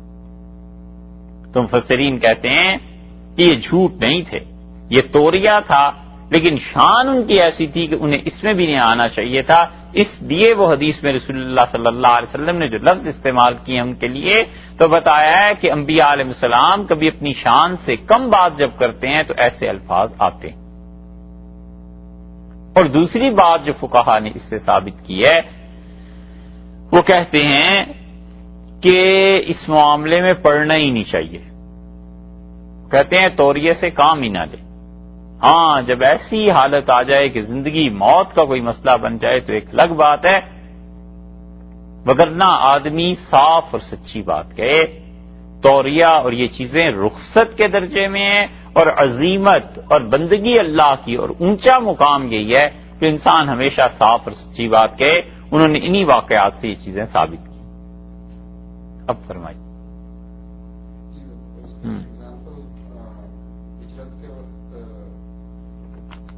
بہت ہجرت کے وقت رسول اللہ صلی اللہ علیہ وسلم جا رہے تھے اور کافر جو جگہ جگہ پکڑنے کے چکر میں تھے وہ ایک مل گیا، اور اس نے حضرت بکر رضی اللہ عنہ کو دیکھا اور حضرت بکر رضی اللہ عنہ سے کہنے لگا کہ تم کون ہو؟ حضرت بکر رضی اللہ عنہ اپنا نام بتایا تو اس سے کہا ہاں ہاں پہچانتا ہوں، یہ کون ہے؟ تو حضرت بکر رضی اللہ عنہ نے کہا رجل یہدی عن السبیل، آدمی ہے میرے ساتھ راہ دکھاتا ہے، مجھے راستہ بتا رہا ہے۔ اور اگر حضرت بکر رضی اللہ عنہ کہہ دیتے کہ یہ رسول اللہ صلی اللہ علیہ وسلم ہے تو پھر کیا ہوتا؟ ان کا راستہ دکھاتے ہیں مجھے۔ اب حضرت بکر رضی اللہ عنہ کی تو صحیح بات تھی، 100% کے راستہ تو رسول اللہ صلی اللہ علیہ وسلم نے ہی دکھایا، لیکن وہ یہ سمجھا کہ یہ کہیں سفر کر رہے ہیں، راستہ انہیں پتا نہیں تو یہ آدمی راستہ دکھانا۔ یہ بھی اسی کی مثال۔ 57 میں جب جنگ آزادی ہوئی تو جن لوگوں کے سکیچ کھینچ کے بھیجے تھے انگریزوں نے کہ یہ آدمی مل جائے، اس شکل و صورت کا ہے، اس کے سر پہ اتنا انعام ہے، اس کے سر پہ اتنا انعام ہے، اس کے سر پہ اتنا انعام ہے، تو حضرت محمد قاسم صاحب نانوتوی رحمت اللہ علیہ جو بعد میں جنہوں نے دارالعلوم دیوبند میں پڑھایا اور حضرت کی وجہ سے اتنا کچھ ہوا، ان کا سکیچ بھی گیا، اور وہ اس میں تھے کہ مکہ مکرمہ ہجرت کر جائیں، اور ان کے شیخ حاجی امداد اللہ صاحب رحمت اللہ نے روک دیا، انہوں نے کہا وہیں رہو اور کام کرو، ہجرت کی ضرورت نہیں۔ تو چھپتے رہے بہت جگہ پہ۔ ایک دن ایک مسجد سے جو نکلے تو سامنے انگریز آ گئے، تو انہوں نے وہ سکیچ دیکھا اور مولانا کو دیکھا اور انہوں نے سوچا کہ یہی آدمی ہے، تو انہوں نے سوال پوچھنے شروع کیے۔ تو انہوں نے پوچھا کہ مولانا محمد قاسم صاحب کو جانتے ہو؟ تو حضرت نے فرمایا جانتا ہوں۔ انہوں نے کہا کہ کہاں ہے؟ تو مولانا تھوڑا سا ادھر ہو گئے اور کہا ابھی یہیں تھا، ابھی یہیں تھا۔ اشارہ کیا تو فوج چل پڑی، کہاں ہیں؟ ان کہا ہاں ابھی یہیں تھا، فوج چل پڑی، مولانا نکل گئے۔ تو لوگ کہتے تھے، ہم نے حضرت سے پوچھا تو حضرت نے فرمایا بھائی اگر میں کہہ دیتا کہ میں ہی ہوں تو پھر کیا ہوتا اس کے بعد؟ ایسے مواقع پر اگر کوئی آدمی واقعی پھنس جائے تو پھر تو یہ ہے۔ اور اس سے معلوم ہوتا ہے کہ شریعت نے جھوٹ کو کتنی بری چیز قرار دیا۔ اسی لیے غزالی رحمت اللہ علیہ وغیرہ نے لکھا ہے کہ جب تک یقینی طور پہ موت کا خدشہ نہ ہو نہیں جھوٹ بولنا چاہیے۔ کہتے ہیں کافر پکڑ لیں اور یقین ہو جائے کہ مار دیں گے، قتل کر دیں گے تو جھوٹ بولے، اس سے پہلے بھی اگر یقین نہیں ہے یا پتہ ہے کہ کافروں میں اتنی ہمت نہیں ہے یا ان کے پاس اسباب اور وسائل ہی نہیں ہیں، وہ کہتے ہیں جھوٹ مت بولے۔ تو حضرت ابراہیم علیہ الصلوۃ والسلام نے جو کچھ کیا یا تو اس کو یہ پڑھا جائے کہ قال بل فعلہ، انہوں نے کیا جس نے کیا، کبیرہم ھذا فسألوہم ان کانوا ینطقون، یہ بڑا ہے بت، اس سے پوچھو اگر یہ بول سکتے ہیں۔ اور یا اسے یوں پڑھا جائے کہ قال بل فعلہ کبیرہم، انہوں نے کہا یہ کیا ہے فعل اس نے جو ان میں بڑا ہے۔ میرے اور بتوں کے درمیان دیکھ لو کون بڑا ہے، بس اس نے کیا ہے، اور تم اپنی سناؤ، ان سے کیوں نہیں پوچھتے؟ ان کانوا ینطقون، اگر یہ بولتے ہیں تو تم ان سے پوچھو۔ اسی لیے حضرت عمر رضی اللہ عنہ کہتے تھے کہ جھوٹ مت بولو، اور فرماتے تھے اللہ نے بڑی گنجائش تعریض میں رکھی ہے۔ حضرت عبداللہ ابن مسعود رضی اللہ عنہ بھی کہتے تھے، وہ کہتے تھے خود تعریض میں اتنی گنجائش ہے کہ کوئی مومن جھوٹ نہیں بولتا۔ مطلب یہ ہے کہ اگر تم نے مذاق بھی کرنا ہے اور اگر تم نے کسی وجہ سے اپنے آپ کو چھپانا ہے اور بچانا ہے تو ایسا جملہ کہو جس کے دونوں مفہوم نکلتے ہیں، وہ کچھ سمجھتا ہے، تم اس کے متعلق کچھ کہہ رہے۔ ایک اور جگہ بھی حدیث میں آیا ہے، رسول اللہ صلی اللہ علیہ وسلم سے ایک عورت نے آ کے اپنے شوہر کی شکایت کی، تو آپ نے فرمایا کون ہے تیرا شوہر؟ اب رسول اللہ صلی اللہ علیہ وسلم وہ ساری بات سمجھ گئے کہ جیسے عورتوں کی عادت ہوتی ہے، تو اس نے کہا میرا شوہر وہ ہے، وہ فلاں فلاں۔ آپ نے فرمایا اچھا جس کی آنکھیں سفید ہیں۔ تو سفید آنکھیں عربوں کے ہاں نابینا کے لیے بھی استعمال ہوتی ہیں۔ اس کا نہیں اللہ کے رسول وہ تو دیکھتا ہے، اس کی آنکھیں ہیں، صحیح سلامت نظر ہے۔ آپ نے فرمایا اس کی آنکھیں سفید نہیں ہیں؟ اس نے کہا نہیں وہ تو دیکھنے والا ہے، نابینا تو نہیں ہے۔ آپ نے فرمایا اور کون سا ایسا مرد ہے جس کی آنکھوں میں سفیدی نہیں ہوتی؟ مطلب ہر ایک آدمی کی آنکھ میں سفیدی کا حصہ تو ہوتا ہی ہے نا۔ تو بات چونکہ اس کی گھمانی تھی کہ چھوڑے اپنے شوہر کی شکایتوں کو، ہر بات پہ شوہر کی شکایت کرنا یہ مناسب نہیں، تو رسول اللہ صلی اللہ علیہ وسلم نے گفتگو کا موضوع تبدیل کرنے کے لیے اس طرف کو لے گئے۔ یہ چیز ہے، اور یہ عملی زندگی میں کئی مرتبہ آدمی کسی معاملے میں اٹک جاتا ہے، پھر یہ کام کرنے ہوتے ہیں، کرنے پڑتے ہیں، اس لیے آدمی اول تو ان چیزوں سے ہی بچے، لیکن کہیں ایسا مسئلہ آ جائے تو جھوٹ ہرگز نہ بولے۔ تو حضرت ابراہیم علیہ السلام نے کہا بل فعلہ کبیرہم، جو بڑا ہے اس نے کیا ہے۔ تیسرا ترجمہ قال بل فعلہ کبیرہم، حضرت ابراہیم علیہ السلام نے کہا کہ کیا ہے اس میں سے بڑے نے، تو وہ سمجھے بڑا بت مراد ہے، اور ابراہیم علیہ السلام کہہ رہے تھے جو بھی بڑا ہے اس نے کیا ہے۔ فَاسْأَلُوهُمْ إِنْ كَانُوا يَنْطِقُونَ، پوچھ لو ان سے اگر یہ کچھ بولتے ہیں۔ فَرَجَعُوا إِلَىٰ أَنفُسِهِمْ، سو وہ لوگ کیا ہوئے؟ رجعوا، لوٹے، غور کرنے لگے، سوچنے لگے۔ کہاں؟ الا انفسہم، اپنے دل میں، اپنے جی میں ان کے خیال آیا کہ ہم ان کی عبادت کر رہے ہیں۔ فقالو، سو کہنے لگے اپنے دل میں، یہ دیکھا قالو کا لفظ آیا نا، انہوں نے کہا لیکن زبان سے نہیں کہا، اپنے دل میں کہا انکم بلا شک و شبہ تم انتم الظالمون، تم لوگ بڑے ظالم، اوفو تم تو بہت بے انصاف، تم نے کوئی انصاف کا کام نہیں کیا، اللہ کو چھوڑ دیا۔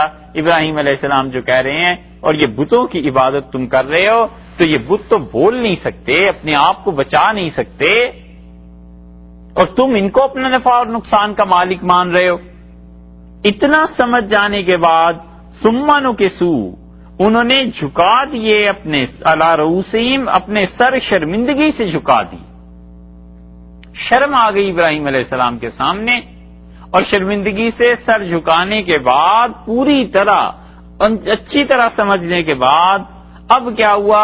لقد علمتا، کہنے لگے تو اچھی طرح جانتا ہے ابراہیم، ما ہؤلاء ینطقون، کہنے لگے جیسا یہ بولتے ہیں تمہیں تو اچھی طرح پتا ہے، مطلب ہے نہیں بولتے، یہ گفتگو نہیں کیا کرتے، چپ رہتے ہیں، تمہیں تو اچھی طرح معلوم ہے۔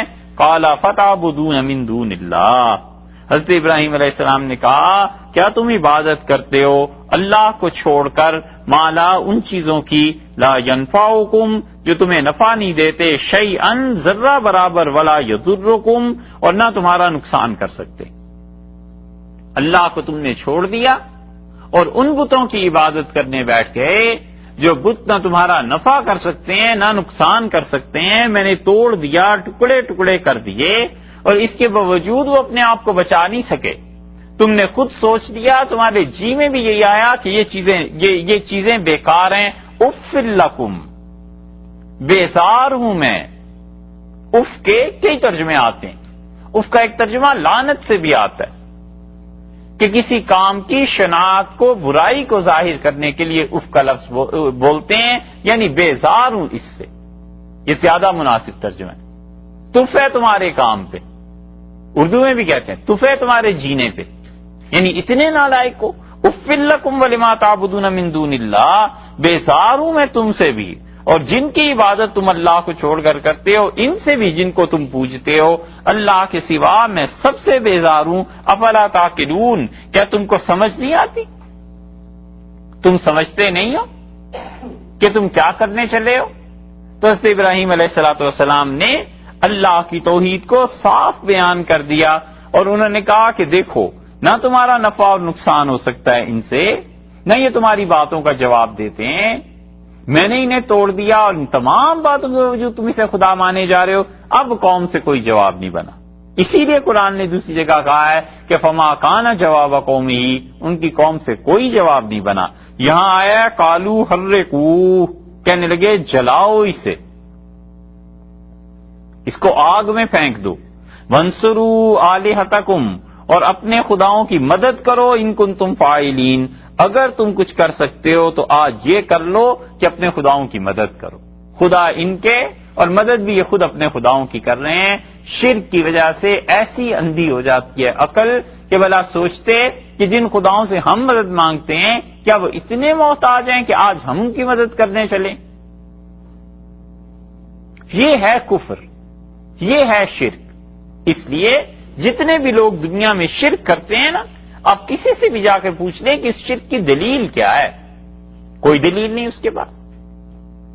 کسی سے جا کے پوچھ لیں کہ تم جن چکروں میں پڑے ہوئے ہو یہ کیا چیزیں ہیں، بالکل بیکار کی بات ہے. اور اللہ کی توحید، اس پہ ہزاروں دلائل موجود ہیں. قرآن بار بار بتاتا ہے، قرآن کہتا ہے کیوں نہیں سوچتے، کیوں نہیں غور کرتے. یہاں بھی یہی کہا ہے کہ انہوں نے کہا حرقو، بس جلاؤ اسے. اور یہ پرانا حربہ ہے ان ظالموں کا جو الزام لگایا کرتے ہیں، اور الزام کا ثبوت جن کے پاس نہیں ہوتا، پھر وہ کہتے ہیں ان سے انتقام لو، ان کو مارو، ان کو جلاؤ، کیونکہ عقل کی بات تو کرتے نہیں نا. دنیا میں بھی ایسے ہی ہوتا ہے کہ جس انسان پہ چاہیں الزام لگا دیں، اور جب اس الزام کو ثابت نہیں کر سکتے تو پھر کہتے ہیں کہ اسے مارو، اسے جیل میں ڈال دو، یہ چیزیں کر دو. حضرت یوسف علیہ الصلوۃ والسلام کے معاملے میں بھی گزرا نا، ان خواتین نے دیکھا سب چیزیں ہوئی، اور جب انہیں ڈر ہوا ان آدمیوں کو کہ ہم بدنام ہو جائیں گے، تو انہوں نے کہا، اللہ نے فرمایا انہوں نے مناسب یہی سمجھا کہ اسے جیل میں بھیج دیا جائے. یہاں انہوں نے کیا مناسب سمجھا؟ انہوں نے کہا اچھا ہم اپنے خداؤں کی مدد کر سکتے ہیں اگر، تو یہ کر لیں کہ اس آدمی کو جلا دیا جائے. اللہ تعالیٰ نے فرمایا قالوا حرقوہ، انہوں نے کہا جلاؤ اس شخص کو. وانصروا آلہتکم، اور اپنے خداؤں کی مدد کرو. ان کنتم فاعلین، اگر تم کچھ کام کر سکتے ہو تو یہ کام کر گزرو. اللہ کے وہ بندے جو خدا کے دین کا کام کرتے ہیں ایسی تنہائی کا شکار ہو جاتے ہیں کہ پورے معاشرے میں کوئی آدمی ان کا مددگار نہیں رہتا، کوئی آدمی ان کے کام کو سمجھ نہیں سکتا. جب سمجھ نہیں سکتا تو وہ پھر اعتراض کرتا ہے، اس لیے کہ اس کے عقل سے کہیں آگے کی بات ہوتی، اور جب وہ سمجھا دے تو پھر سمجھ جانا چاہیے. لیکن جب کوئی خود ہی سمجھنے کو تیار نہ ہو تو اب اس کا کیا علاج؟ ہندوستان میں بھی ایک ایسا تھا، اس بت گدے میں وہ اکیلا آدمی تھا، اور وہ سمجھاتا رہا، لیکن لوگوں نے اس کی بات نہیں مانی. اور لوگوں نے جو اس کی بات نہیں مانی تو اب دیکھ لو کہ اس کے بعد اس سے ایسا آدمی پیدا نہیں ہوا. علامہ اقبال نے ان کے متعلق لکھا ہے، جو فارسی کی ان کی مثنوی ہے نا اسرار بے خودی، اس میں وہ کہتے ہیں کہ شاہ عالمگیر گردوں آستاں، وہ دنیا کا بادشاہ، آسمان جس کا ٹھکانہ ہے، یعنی آسمان جیسی بڑی چیز اس کا ٹھکانہ. اعتبارے دودمانے گورگانی جو تھے، یہ سارے امیر تیمور گورگانی کی اولاد تھے نا مغل. کہتا ہے ان کے خون کا اعتبار تھا، ان کی نسلوں کا نشان تھا. وہ پایائے اسلامیہ برتر ازو، احترام شرع پیغمبر ازو، مسلمانوں کا بڑا مقام بلند ہو گیا اس کے دور میں، اور پیغمبر علیہ الصلوۃ والسلام کی شریعت کا احترام اس نے سکھایا مسلمانوں کو اور باقی لوگوں کو، اور مسلمانوں کی عظمت کی وہ نشانی تھی۔ درمیانے کارزار کفر و دین، کفر اور اسلام کی جنگ میں ترکش مارا خدنگ آخری، ہمارے مسلمانوں کی ترکش میں آخری تیر تھا اللہ نے دیا تھا جو ہم نے چلایا، وہ مسلمانوں کا آخری تیر تھا۔ تخم الہادے کے اکبر پرورید، باز اندر فطرت دارا دمید، وہ جو بے دینی کا بیج بو گیا تھا اکبر بادشاہ، اور اکبر نے دین کو تبدیل کرنے کا جو پودا لگا دیا تھا وہ دوبارہ زندہ ہوا اکبر کے ہی پوتے دارا میں۔ دارا شکو چاہتا تھا کہ وہ زندہ ہو جائے، اور اقبال کہتے ہیں حق گزید از ہند عالمگیر را، اور پھر حق نمودار ہوا، اللہ نے اسے کیا اورنگزیب عالمگیر کی شکل میں، فقیر صاحب شمشیر را، وہ جو آدمی فقیر تھا لیکن اس کے ہاتھ میں تلوار ضرور تھی۔ از پہ احیائے دی معمور کرد، اللہ نے اسے بھیجا ہی اس لیے تھا کہ خدا کا دین اس سے زندہ ہو جائے، بہر تجدید یقین معمور کرد، اور اللہ نے اسے اپنے دور کا مجدد بنایا تھا، اور اسی لیے بھیجا تھا کہ خدا کے دین کو وہ صحیح طرح دنیا میں لازم کر دے، لاگو کر دے اپنے ملک۔ برکہ تیغ اشکرمن الہاد سوخت، اس کی تلوار سے جو بجلیاں نکلتی تھیں انہوں نے کفر کو مصیبت میں ڈال دیا۔ شمع دین در محفل ماں برفروخت، اور دین کی محفل کی جو شمع جو تمہیں روشن آتی ہے نا اس ہندوستان میں، یہ اسی کا صدقہ۔ یہ اقبال جیسے آدمی کی بات ہے جس کی نظر سے تاریخ اور فلسفہ اور یہ سب تہذیبیں چھپی ہوئی نہیں تھی۔ یہ ایسا شاید نہیں ہے کہ ہم کہیں کہ یہ کوئی قصے افسانے ہیں، یہ ایسے آدمی کی بات ہے جس کی بڑی گہری نظر تھی کہ امتیں کیسے اٹھتی ہیں اور کیسے زوال پذیر ہوتی ہیں۔ اور یہ جو آپ پچھلے برس ہم سے کئی ایک نے کہا کہ ہم نے اورنگزیب کے بارے میں یہ پڑھا ہے، یہ کہتے ہیں، یہ کہتے ہیں، یہ شعر ہے اس کا جواب۔ اور زوکاں داستاں ہا ساختن، جو لوگ اندھے تھے، جو اتنی بڑی ہستی کو پہچان نہیں پائے، انہوں نے، ان اندھوں نے اس کے متعلق جھوٹی کہانیاں گھڑ لی۔ وسعت ادراک او نہ شناختن، اور وہ سمجھ ہی نہیں سکے کہ وہ کتنا بڑا دماغ ہے، اس کی نظر کہاں پہنچی۔ وہ جو کچھ سوچتا تھا ان اندھوں کو وہ سمجھ ہی نہیں تھی، تو انہوں نے تو اعتراض کرنے ہی تھے۔ شعلہ توحید را پروانہ بود، اللہ کی توحید کی شمع کا وہ پروانہ تھا۔ ہندوستان میں خدا کی توحید کو اس نے پھیلایا۔ چو براہیم اندری بت خانہ بود، جیسے ابراہیم علیہ السلام بتوں کے ساتھ دشمن تھے اور بتوں میں ابراہیم علیہ السلام پیدا ہوئے تھے، وہ بندہ ایسے پیدا ہوا تھا اور اس نے اپنے دور میں وہ کام کیا جو ابراہیم علیہ السلام نے کیا۔ در صفے شہنشاہ یکتائیس، بادشاہوں کی صف میں یہ جتنے مغل اور پچھلے گزرے ہیں، یہ واحد آدمی تھا جس کا اتنا اونچا مقام ہے۔ اقبال کہتے ہیں ان بادشاہوں کی صف اگر لگاؤ نا، سب سے بلند سر اس شخص کا نظر آئے گا۔ فقرے از تربتش پیدائش، اور تم اس کی قبر جا کر دیکھو، اس کی قبر سے پتا چلتا ہے جسے کسی فقیر کی قبر ہے، قبر اس کی ایسے ہے اور حقیقت میں کتنا بڑا بادشاہ ہے۔ وہ فقر اور زندگی میں جو اس کا فقر و فاقہ یعنی اللہ کے ساتھ جو تعلق تھا، وہ عاجزی اور اس کی مسکنت اور بندگی وہ آج اس کی قبر سے ظاہر ہو رہی ہے کہ کیسی سادہ اس کی قبر۔ یہ تھا وہ آدمی اورنگزیب جس کو لوگ اب اتنا کچھ کہتے ہیں، حیرت ہوتی ہے کہ سبحان اللہ، بالکل ہی کیا بالکل ہی اندھی مچ گئی ہے، یا لوگ جانتے نہیں اتنا بڑا آدمی تھا۔ اقبال نے جو کہا نا کہ آخری تیر تھا وہ ہمارے پاس جو ہم نے چلایا ہے، اب تک حقیقت یہ ہے کہ 300 برس میں مسلمان ایسا آدمی پیدا نہیں کر سکے، ایسا آدمی نہیں آئے۔ ابراہیم علیہ السلام جیسے کام کرنا یہ کوئی بچوں کے کھیل تھوڑے ہی ہیں بابا، اس لیے کون سی قربانی رہ گئی تھی؟ قالو حرقو، انہوں نے کہا جلاؤ اسے، آگ میں پھینک دو. اور وانصروا آلہتکم، اپنے خداؤں کی مدد کرو ان کنتم فاعلین، اگر تم کچھ کرنا چاہتے ہو تو یہ کر گزرو. اور انہوں نے ابراہیم علیہ السلام کو آگ میں پھینک دیا.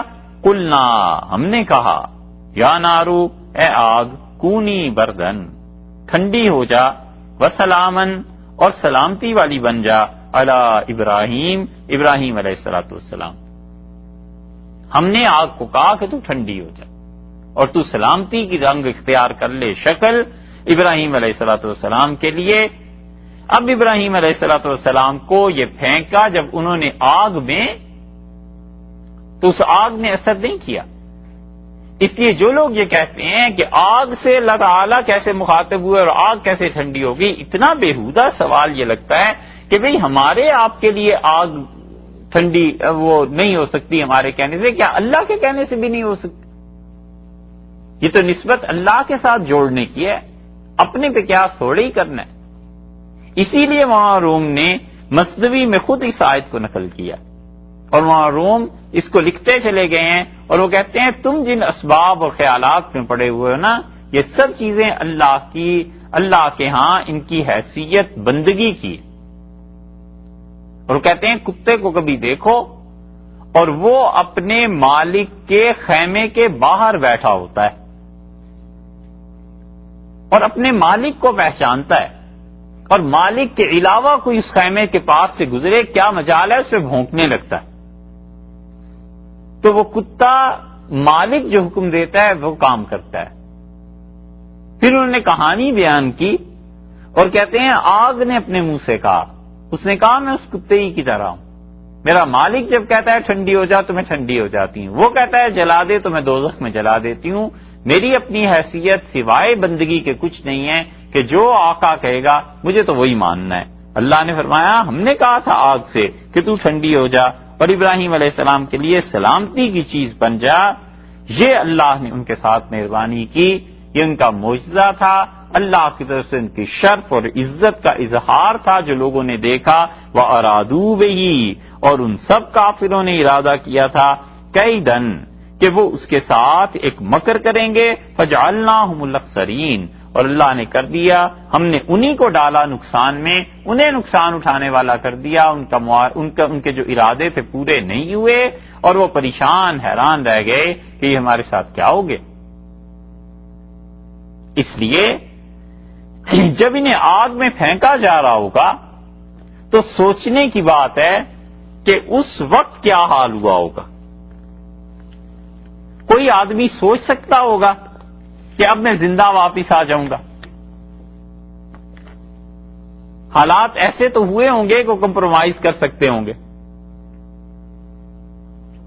معافی مانگ سکتے ہوں گے، کہہ سکتے ہوں گے کہ مجھے چھوڑ دو اور میں آئندہ ایسا کام نہیں کروں گا.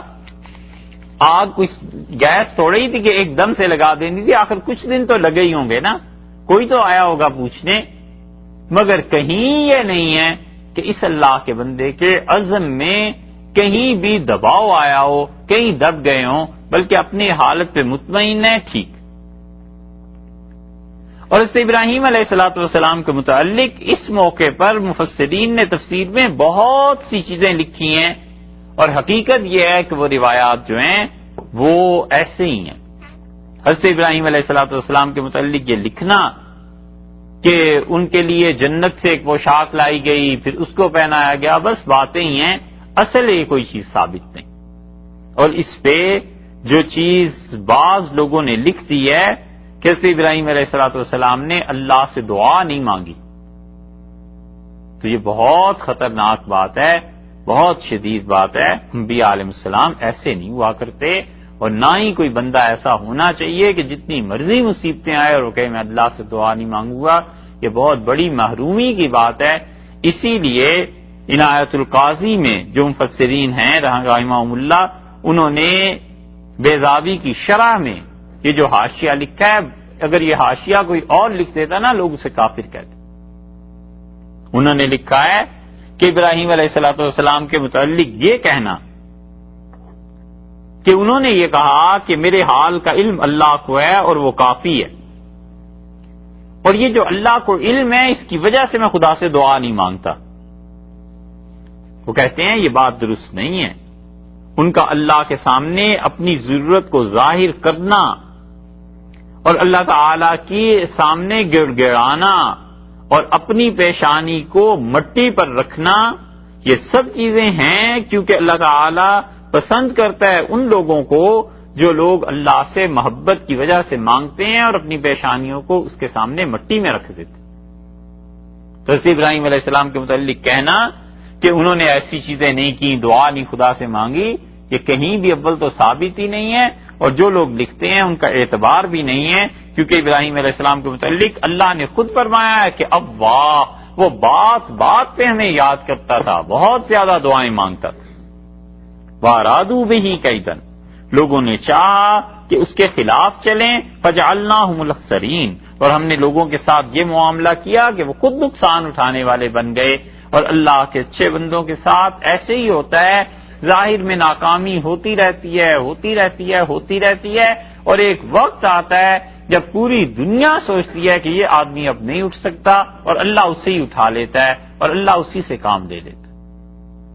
اس لیے اپنے گرد و پیش میں جو لوگ مظلوم ہوا کرتے ہیں، آدمی ان کو سوچے کہ یہ نہیں ہے کہ اللہ نے ان لوگوں کی مدد سے کوئی منہ پھیر لیا ہے اور اللہ نے ان کی مدد سے ہاتھ پرے کر لیا ہے۔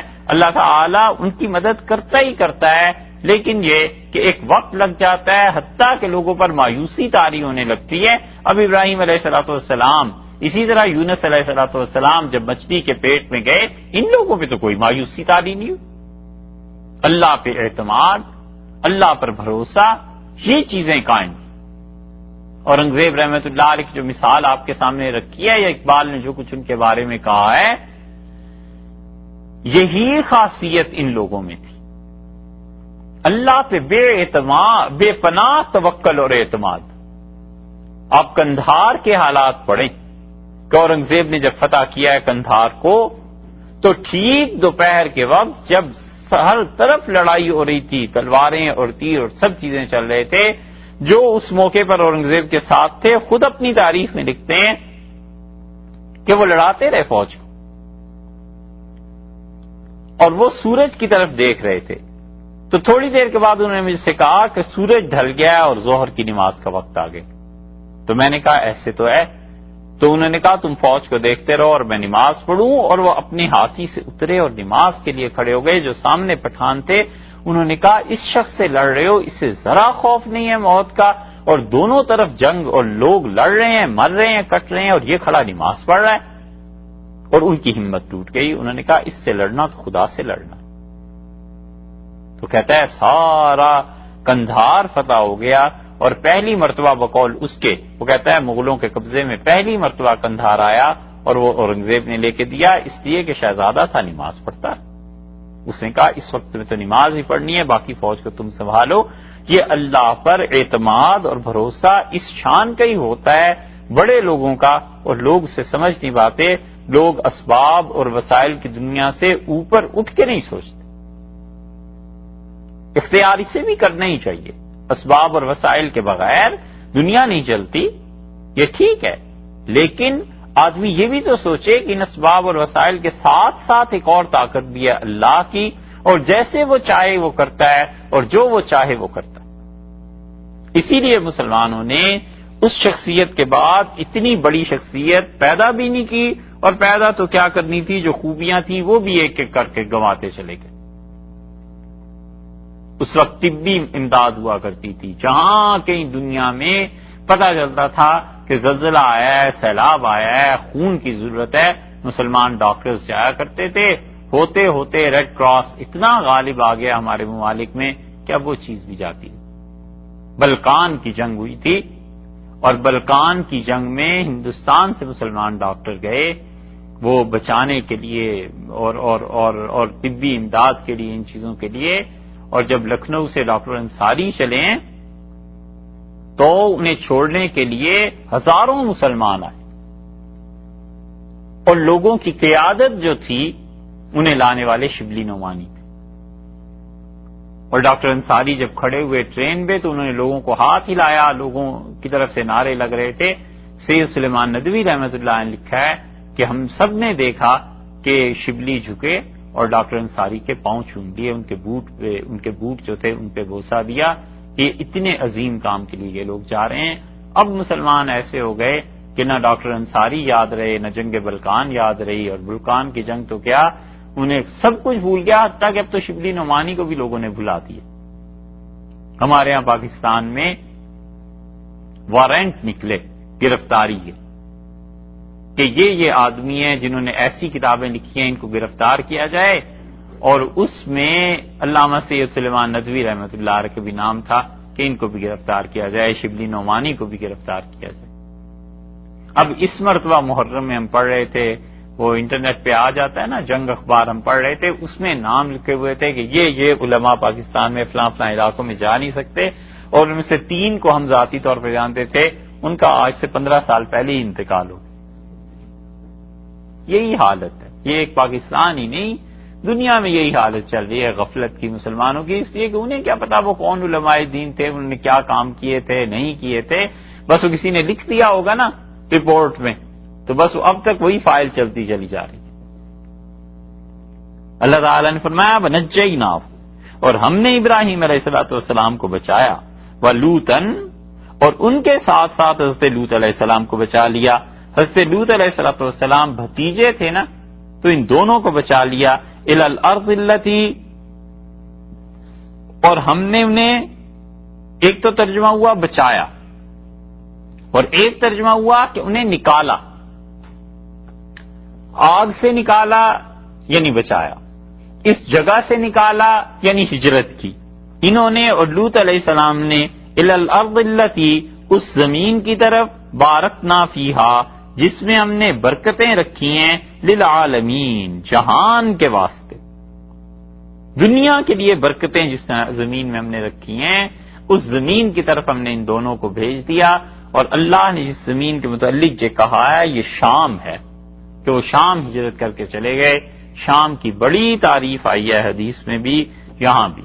اور رسول اللہ صلی اللہ علیہ وسلم سے لوگوں نے پوچھا کہ اللہ کے رسول آخری زمانے میں جب ہم لوگوں کے لیے حالات برے ہو جائیں تو کیا کریں؟ آپ نے فرمایا شام چلے جانا.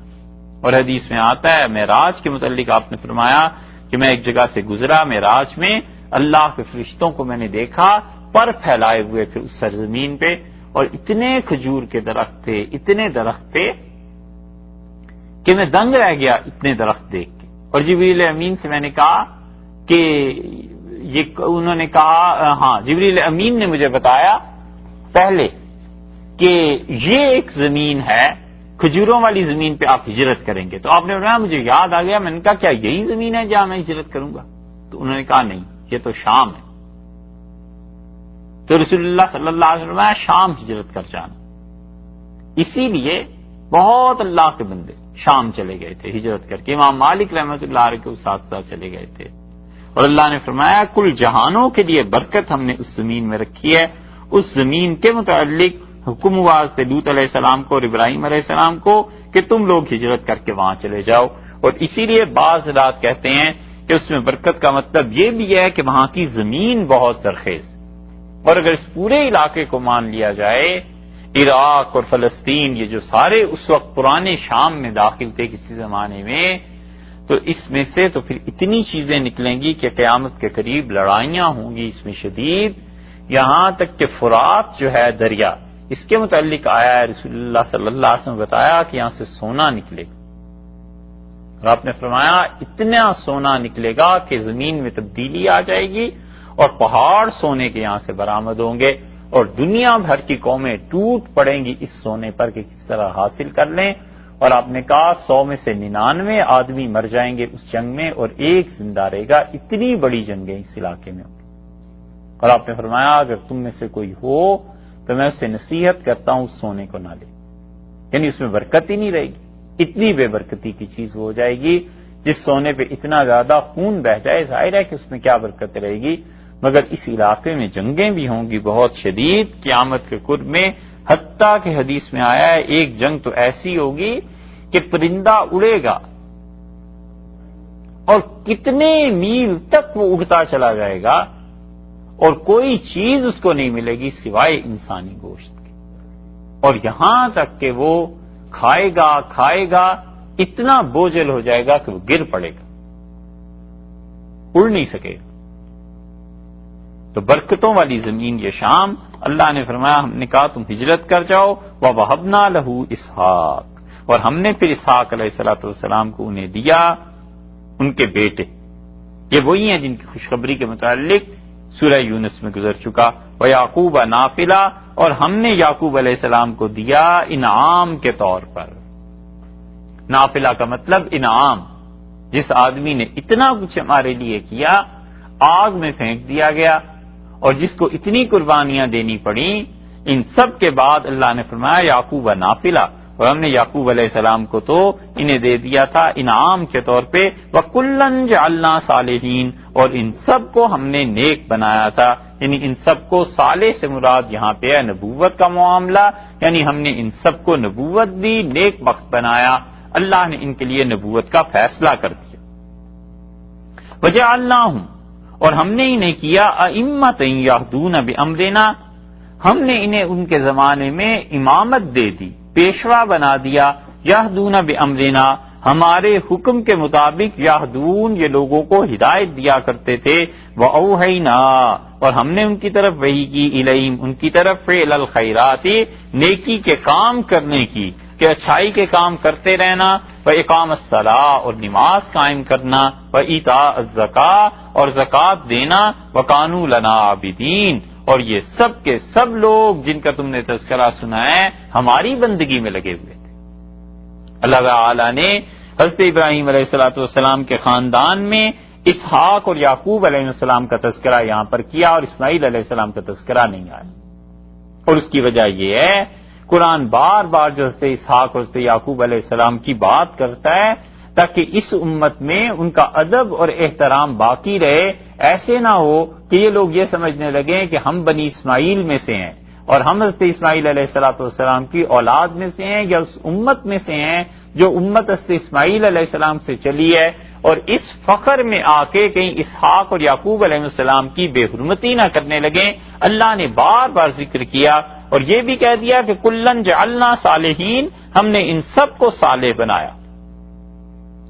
ان کی صالحیت کی گواہی اس لیے بھی ضروری تھی کہ آپ بائبل پڑھیں تو ان میں ایک سے ایک کے متعلق الزامات لگے ہوئے ہیں، علیاذ باللہ وہ ایسی مکروہ عبارتیں ہیں کہ کئی مرتبہ آج خاص طور پہ خیال میں آیا کہ سنائیں، مگر ہمت نہیں ہوتی ان باتوں کو پڑھنے کی بھی۔ اگر وہی تھے علیاذ باللہ جو نبوت کا وہاں انہوں نے مقام دکھایا ہے، تو ایک شریف آدمی آج کے دور کا ان نبیوں سے پھر بہتر ہے۔ اتنا ان کی سیرت اور کردار کو انہوں نے مسخ کیا ہے، اور کیا یہ ہے کہ سارے گناہ اور ساری عیاشیاں جو خود کرنی تھی پہلے تعریف کر کے بائبل میں لکھی گئی ہے یہ کام کرتے تھے۔ حضرت لوط علیہ السلام ایسے کام کرتے تھے، یعقوب علیہ السلام ایسے کام کرتے تھے، فلاں ایسے کرتا تھا، فلاں ایسے کرتا تھا۔ جب یہ چیزیں ساری کی ساری قوم نے قبول کر لی، بائبل یہی پڑھ پڑھ کے سناتے تھے اپنے عیسائیوں کو، تو عیسائی سوچ پہ پڑتے تھے کہ جب انبیاء علیہ السلام اتنے بڑے بڑے لوگ یہ کام کر سکتے تھے تو ہم نے کر لیا تو کون سی ایسی بات۔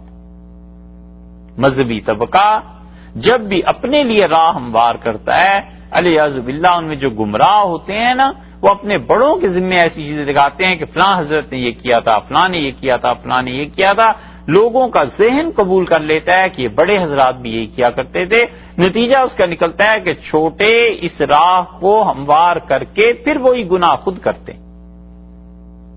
یہ کرتوت ان کے بھی تھے، عیسائیوں نے بھی کیا۔ اللہ نے اسی لیے یہاں دیکھیے یہاں فرما دیا 72 نمبر آیت میں، وَكُلًّا جَعَلْنَا صَالِحِينَ، اور ہم نے ان سب کو ایسا بنایا تھا، یہ صالح تھے اور اتنے نیک تھے کہ اللہ تعالی نے اس ایک آیت کریمہ میں ان کی 5 صفات گنوا دی۔ اللہ تعالی نے فرمایا دیکھو، پہلی بات تو یہ بتا دی کہ وَأَوْحَيْنَا إِلَيْهِمْ فِعْلَ الْخَيْرَاتِ، ہم نے انہیں کیا کیا تھا؟ وحی کی تھی، ہم نے انہیں حکم دیا تھا، ہم نے کہہ بھیجا تھا فرشتوں کے ذریعے کہ فعل الخیرات، نیکی کے کام کرتے رہنا، یہ علم کا کمال ہے۔ وہی سے بڑا علم کون سا ہو سکتا ہے؟ وحی قطعی چیز ہے، اور وحی کے اپنے اثرات اتنے شدید ہوتے ہیں کہ انبیاء علیہ الصلوۃ والسلام ہی کا حوصلہ ہے جو اسے برداشت کرتے ہیں. اللہ انہیں یہ طاقت دے دیتا ہے. کسی صالح نیک آدمی کے ساتھ آدمی چند دن رہے تو اس کی برکات محسوس ہوتی ہیں، کسی برے آدمی کے ساتھ رہے تو اس کی نحوست بھی محسوس ہو جاتی ہے. یہاں جو فرشتے دن رات ان کے پاس آتے تھے، ان کی مجلس میں بیٹھتے تھے، ان پر خدا کا پیغام لے کے آتے تھے، ان فرشتوں کا نور، اس وحی کا نور، اللہ کے حکم کے انوار اور برکات، وہ جو یہ لوگ جذب کرتے تھے، کتنے کمال کا علم تھا. اس لیے علم کا کمال بتا دی ایک چیز. دوسری چیز یہ بتا دی کہ اس علم کے کمال کے بعد ہم نے انہیں جو کہا تھا کہ نیکی کے کام کرنا، اس میں سے خاص طور پہ اقامت الصلاۃ و ایتاء الزکاۃ، نماز کو قائم کرنا، زکوٰۃ دیتے رہنا. ظاہر ہے کہ یہ نماز اور زکوٰۃ جو تھی دونوں چیزیں وہ ہماری امت والی تھوڑے ہی تھی. ان کی نماز اپنی تھی، ہمارے ہاں نماز اور ہے. وہ زکوٰۃ کچھ اور دیتے تھے، ہمارے ہاں زکوٰۃ کچھ اور ہے. وَقَانُوا لَنَا عَابِدِينَ، اور وہ بالکل ہماری ہی بندگی میں لگے رہتے تھے. یہ عمل کا کمال ہے. اقامت صلاۃ، ایتاء زکوٰۃ 2، بلکہ اس سے پہلے فعل الخیرات، نیکی کے کام 3، اور آخر پہ ان تینوں کاموں کے بعد اللہ نے کہا وَقَانُوا لَنَا عَابِدِينَ، اور وہ بس ہمارے ہی کام میں لگے رہتے تھے، ہماری ہی عبادت کرتے رہتے تھے. لنا کا لفظ جو پہلے لے آئے ہیں تو یہ خاص طور پر کہہ دیا کہ بس ہمارے ہی لیے وہ بندگی کرتے رہتے تھے، ہماری عبادت میں جڑے رہتے تھے. علم کا کمال، عمل کا کمال. اور اس کے بعد یہ بتا دیا اس سے پہلے کہ ائمۃ، ہم نے انہیں کیا کیا تھا؟ امامت کے منصب پر فائز کر دیا تھا. یہدون بامرنا، وہ لوگوں کی رہنمائی کرتے تھے ہمارے حکم کے مطابق.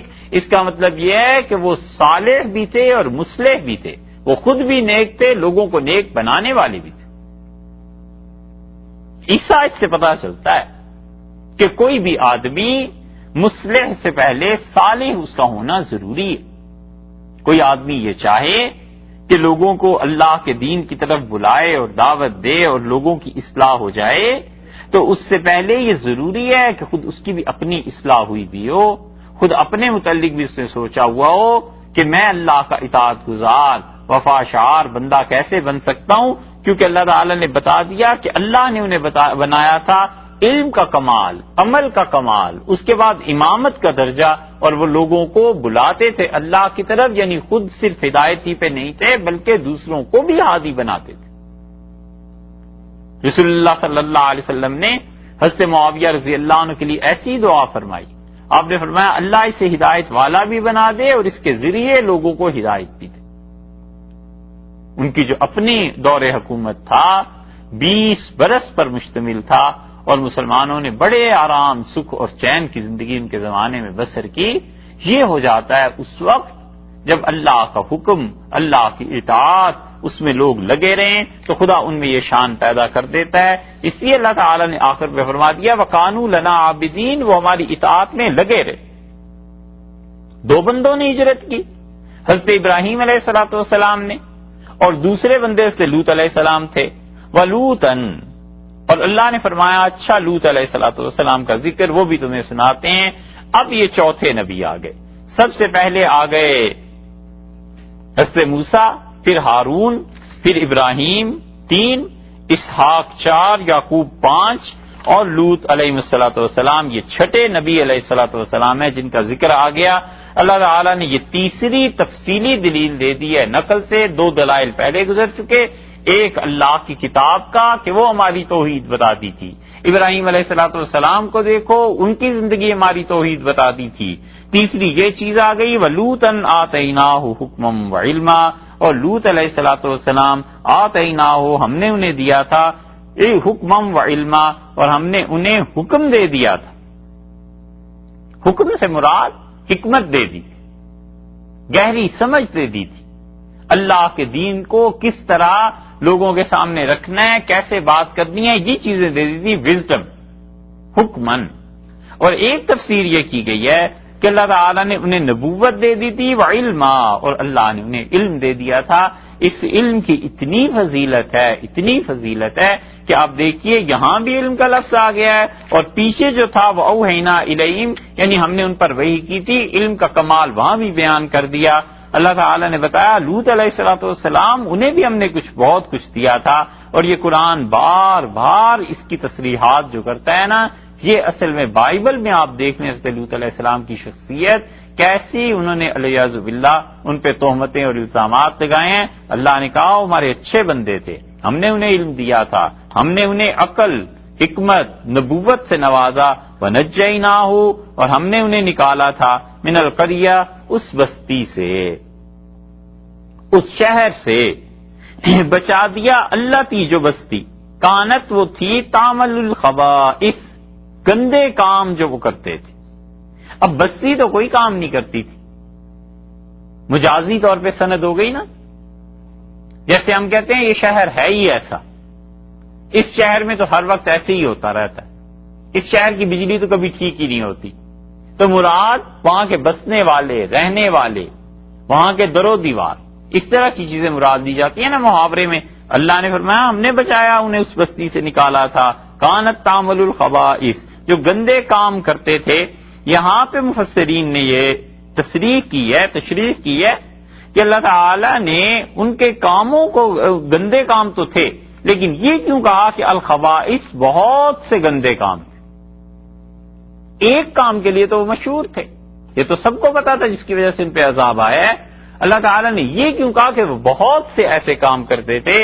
پھر انہوں نے اس کی تصریحات کی ہیں جو قدما کی تاریخ میں بھی ملتی ہیں، بائبل میں بھی آتی ہیں یہ چیزیں، کہ وہاں کے لوگوں کو لوٹ لیتے تھے، ڈاکے ڈالتے تھے۔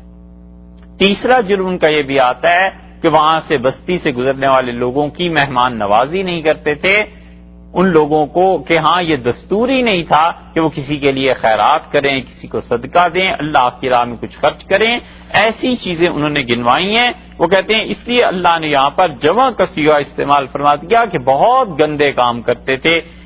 انہم، اور بلا شبہ، کانو قوم سوء فاسقین، یہ ایسی قوم تھی سوء، جو بڑے برے لوگ تھے، فاسقین، حد سے نکلے ہوئے، اللہ کے حکم کو توڑنے والے۔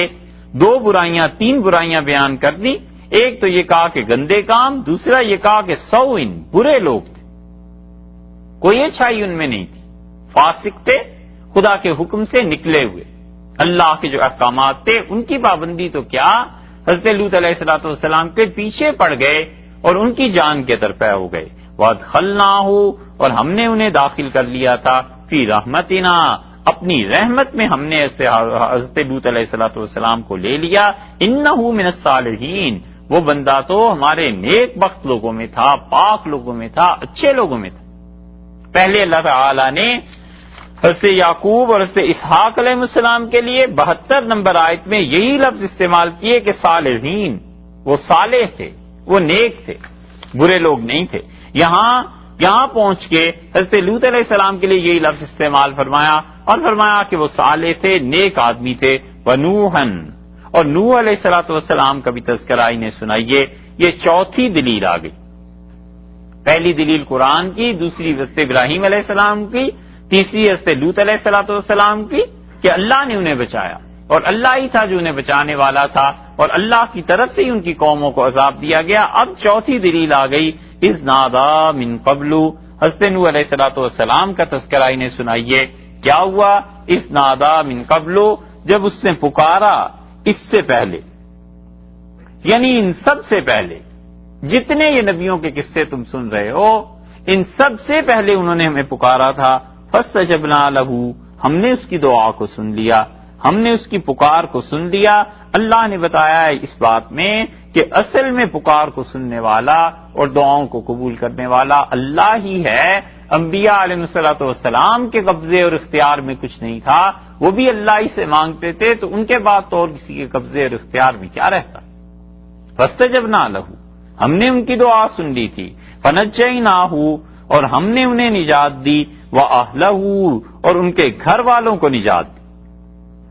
اہلہ سے یا تو مراد یہ ہے کہ یہ جو لوگ کچھ ان کے ساتھ تھے، ممکن ہے ان کے رشتہ دار ہوں، لیکن یہ تفسیر بہت دور ہے، اور اکثر مفسرین اسی طرف گئے ہیں کہ وہ اہلہ، یا یہ کہیے کہ تقریباً تمام کے تمام کہ وہ اہلہ اور ان کے دین والے، کیونکہ حضرت نوح علیہ السلام نے اپنے بیٹے کے متعلق کہا نا کہ ان نبنی من اہلی، اللہ میرا بیٹا میرے گھر والوں میں سے ہے، تو اللہ تعالیٰ نے فرمایا انہ لیس من اہلک، یہ تیرا بیٹا تیرے گھر والوں میں سے نہیں ہے، انہ عمل غیر صالح، اس کے اعمال اچھے نہیں ہیں۔ تو اللہ تعالیٰ نے گھر والوں کی نفی کر دی تو بتا دیا جن کے اعمال اچھے ہیں، تمہاری مانتے ہیں، نبوت کے تحت ہیں، وہ لوگ ہیں جو تمہارے اہل میں سے ہیں۔ اس بنیاد پر مفسرین نے یہاں یہ بات کہی ہے کہ وَنَجَّيْنَاهُ، ہم نے نوح علیہ السلام کو بچایا، وَأَهْلَهُ، اور ان کے دین والوں کو، من الکرب العظیم، بہت بڑی تکلیف سے، بڑی گھبراہٹ سے ہم نے انہیں بچا لیا۔ بڑی گھبراہٹ، طوفان جو آیا تھا ہم نے انہیں پناہ دے دی تھی، ہم نے بچا لیا تھا، یا بڑی گھبراہٹ مسلسل تکذیب، مسلسل جھٹلانا، قوم کو اللہ کی طرف بلاتے رہے اور قوم مسلسل جھٹلاتی رہی۔ اسی لیے قرآن نے کہا ہے، اللہ تعالیٰ نے فرمایا نوح علیہ السلام اپنی قوم میں رہے 1000 سنہ، 50 برس کم کر لو 1000 سال میں سے، 950 سال تک۔ اب اس 950 سال میں اللہ نے کب انہیں نبوت دی، مگر قوم کو سمجھاتے رہے، مسلسل جھوٹ بولتی رہی قوم ان پہ۔ اللہ نے فرمایا اس مسلسل جھوٹ ان پر جو الزامات لگتے تھے ہم نے بہت بڑی تکلیف سے انہیں بچا لی، اس لیے کہ جب لوگ جھوٹ بولتے ہیں اور کسی پہ الزام لگاتے ہیں تو انہیں پتہ نہیں ہوتا کہ دوسرا آدمی کتنے کرب میں اور ذہنی کوفت میں مبتلا ہو جاتا ہے۔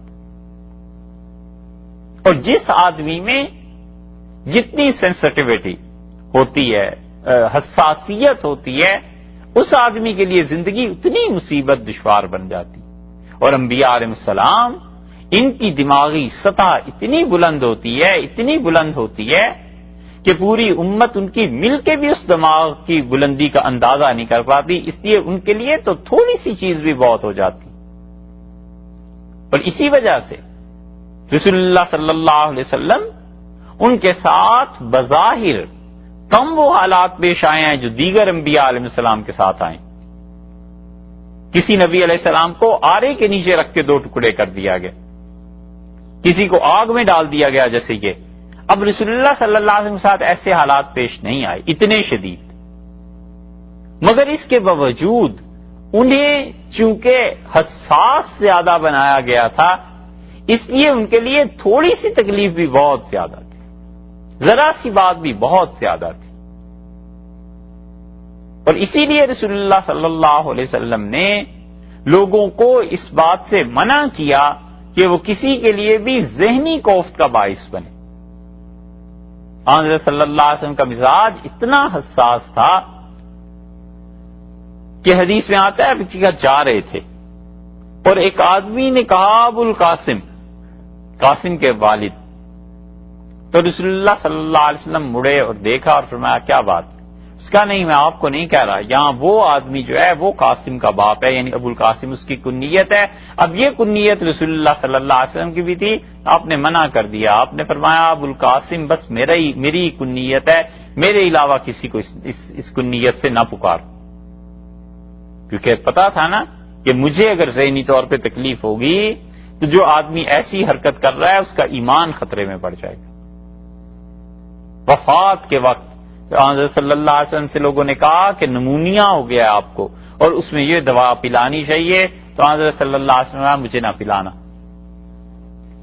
جو بھی گھر میں تھے انہوں نے یہ سمجھا کہ حضرت صلی اللہ علیہ وسلم نے اس لیے یہ منع کیا ہے کہ مریض بیماری میں دوا سے منع کرتا ہی ہے، اور آپ پر غشی طاری ہو گئی اور انہوں نے وہ دوا آپ کو پلا دی۔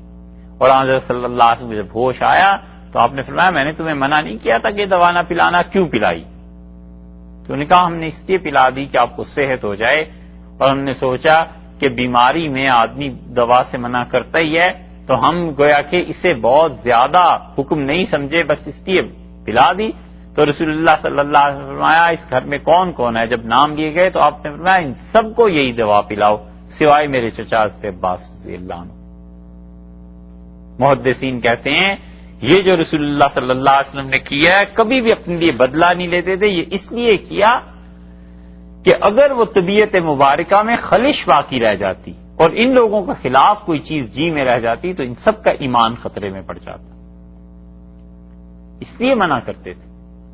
اور اسی لیے امت نے بھی اس بات کا حکم دیا کہ لوگوں کو کسی مصیبت میں جو ان کے ذہن کو منتشر کرے اس چیز میں نہ ڈالو۔ متعدد احادیث میں آیا ہے، آپ نے فرمایا کہ لوگوں کو دھوکے کی چیزوں میں نہ رکھنا، لوگوں کو اس معاملے میں نہ رکھنا۔ آپ نے کہا جو لوگوں کو دھوکہ دیتا ہے اور لوگوں کو ذہنی کیفیت اذیت میں مبتلا کرتا ہے، قیامت میں اسے جنت کے دروازے تک بلایا جائے گا، جب وہ پہنچے گا تو دروازہ بند کر دیں گے اور وہ مایوس ہو کے پھر لوٹے گا، پھر بلایا جائے گا، پھر لوٹے گا۔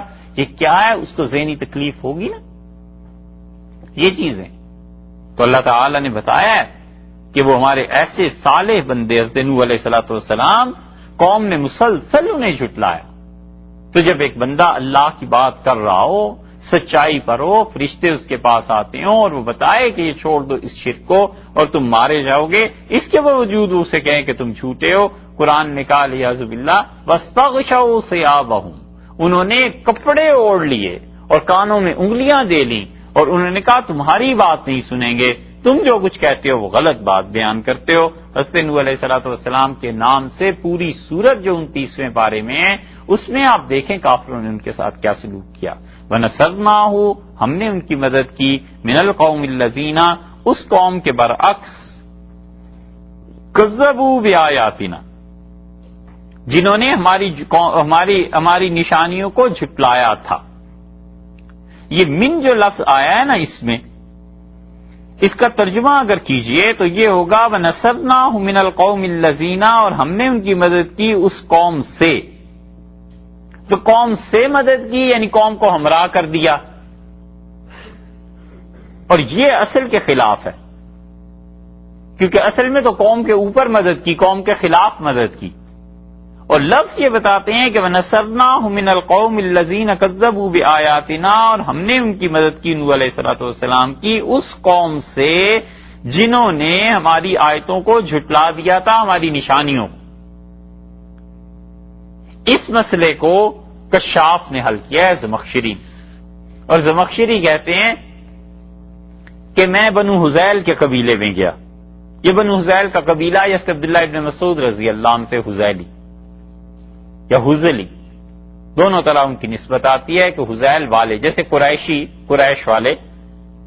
تو وہ کہتے ہیں میں نے دیکھا ایک حذلی کو، وہ چور کو برا بھلا کہہ رہا تھا اور کہہ رہا تھا کہ اللہم انصرہم منہ، اللہ اس قوم کی، اس کنبے کی مدد کر، من ہو اس چور کے ذریعے۔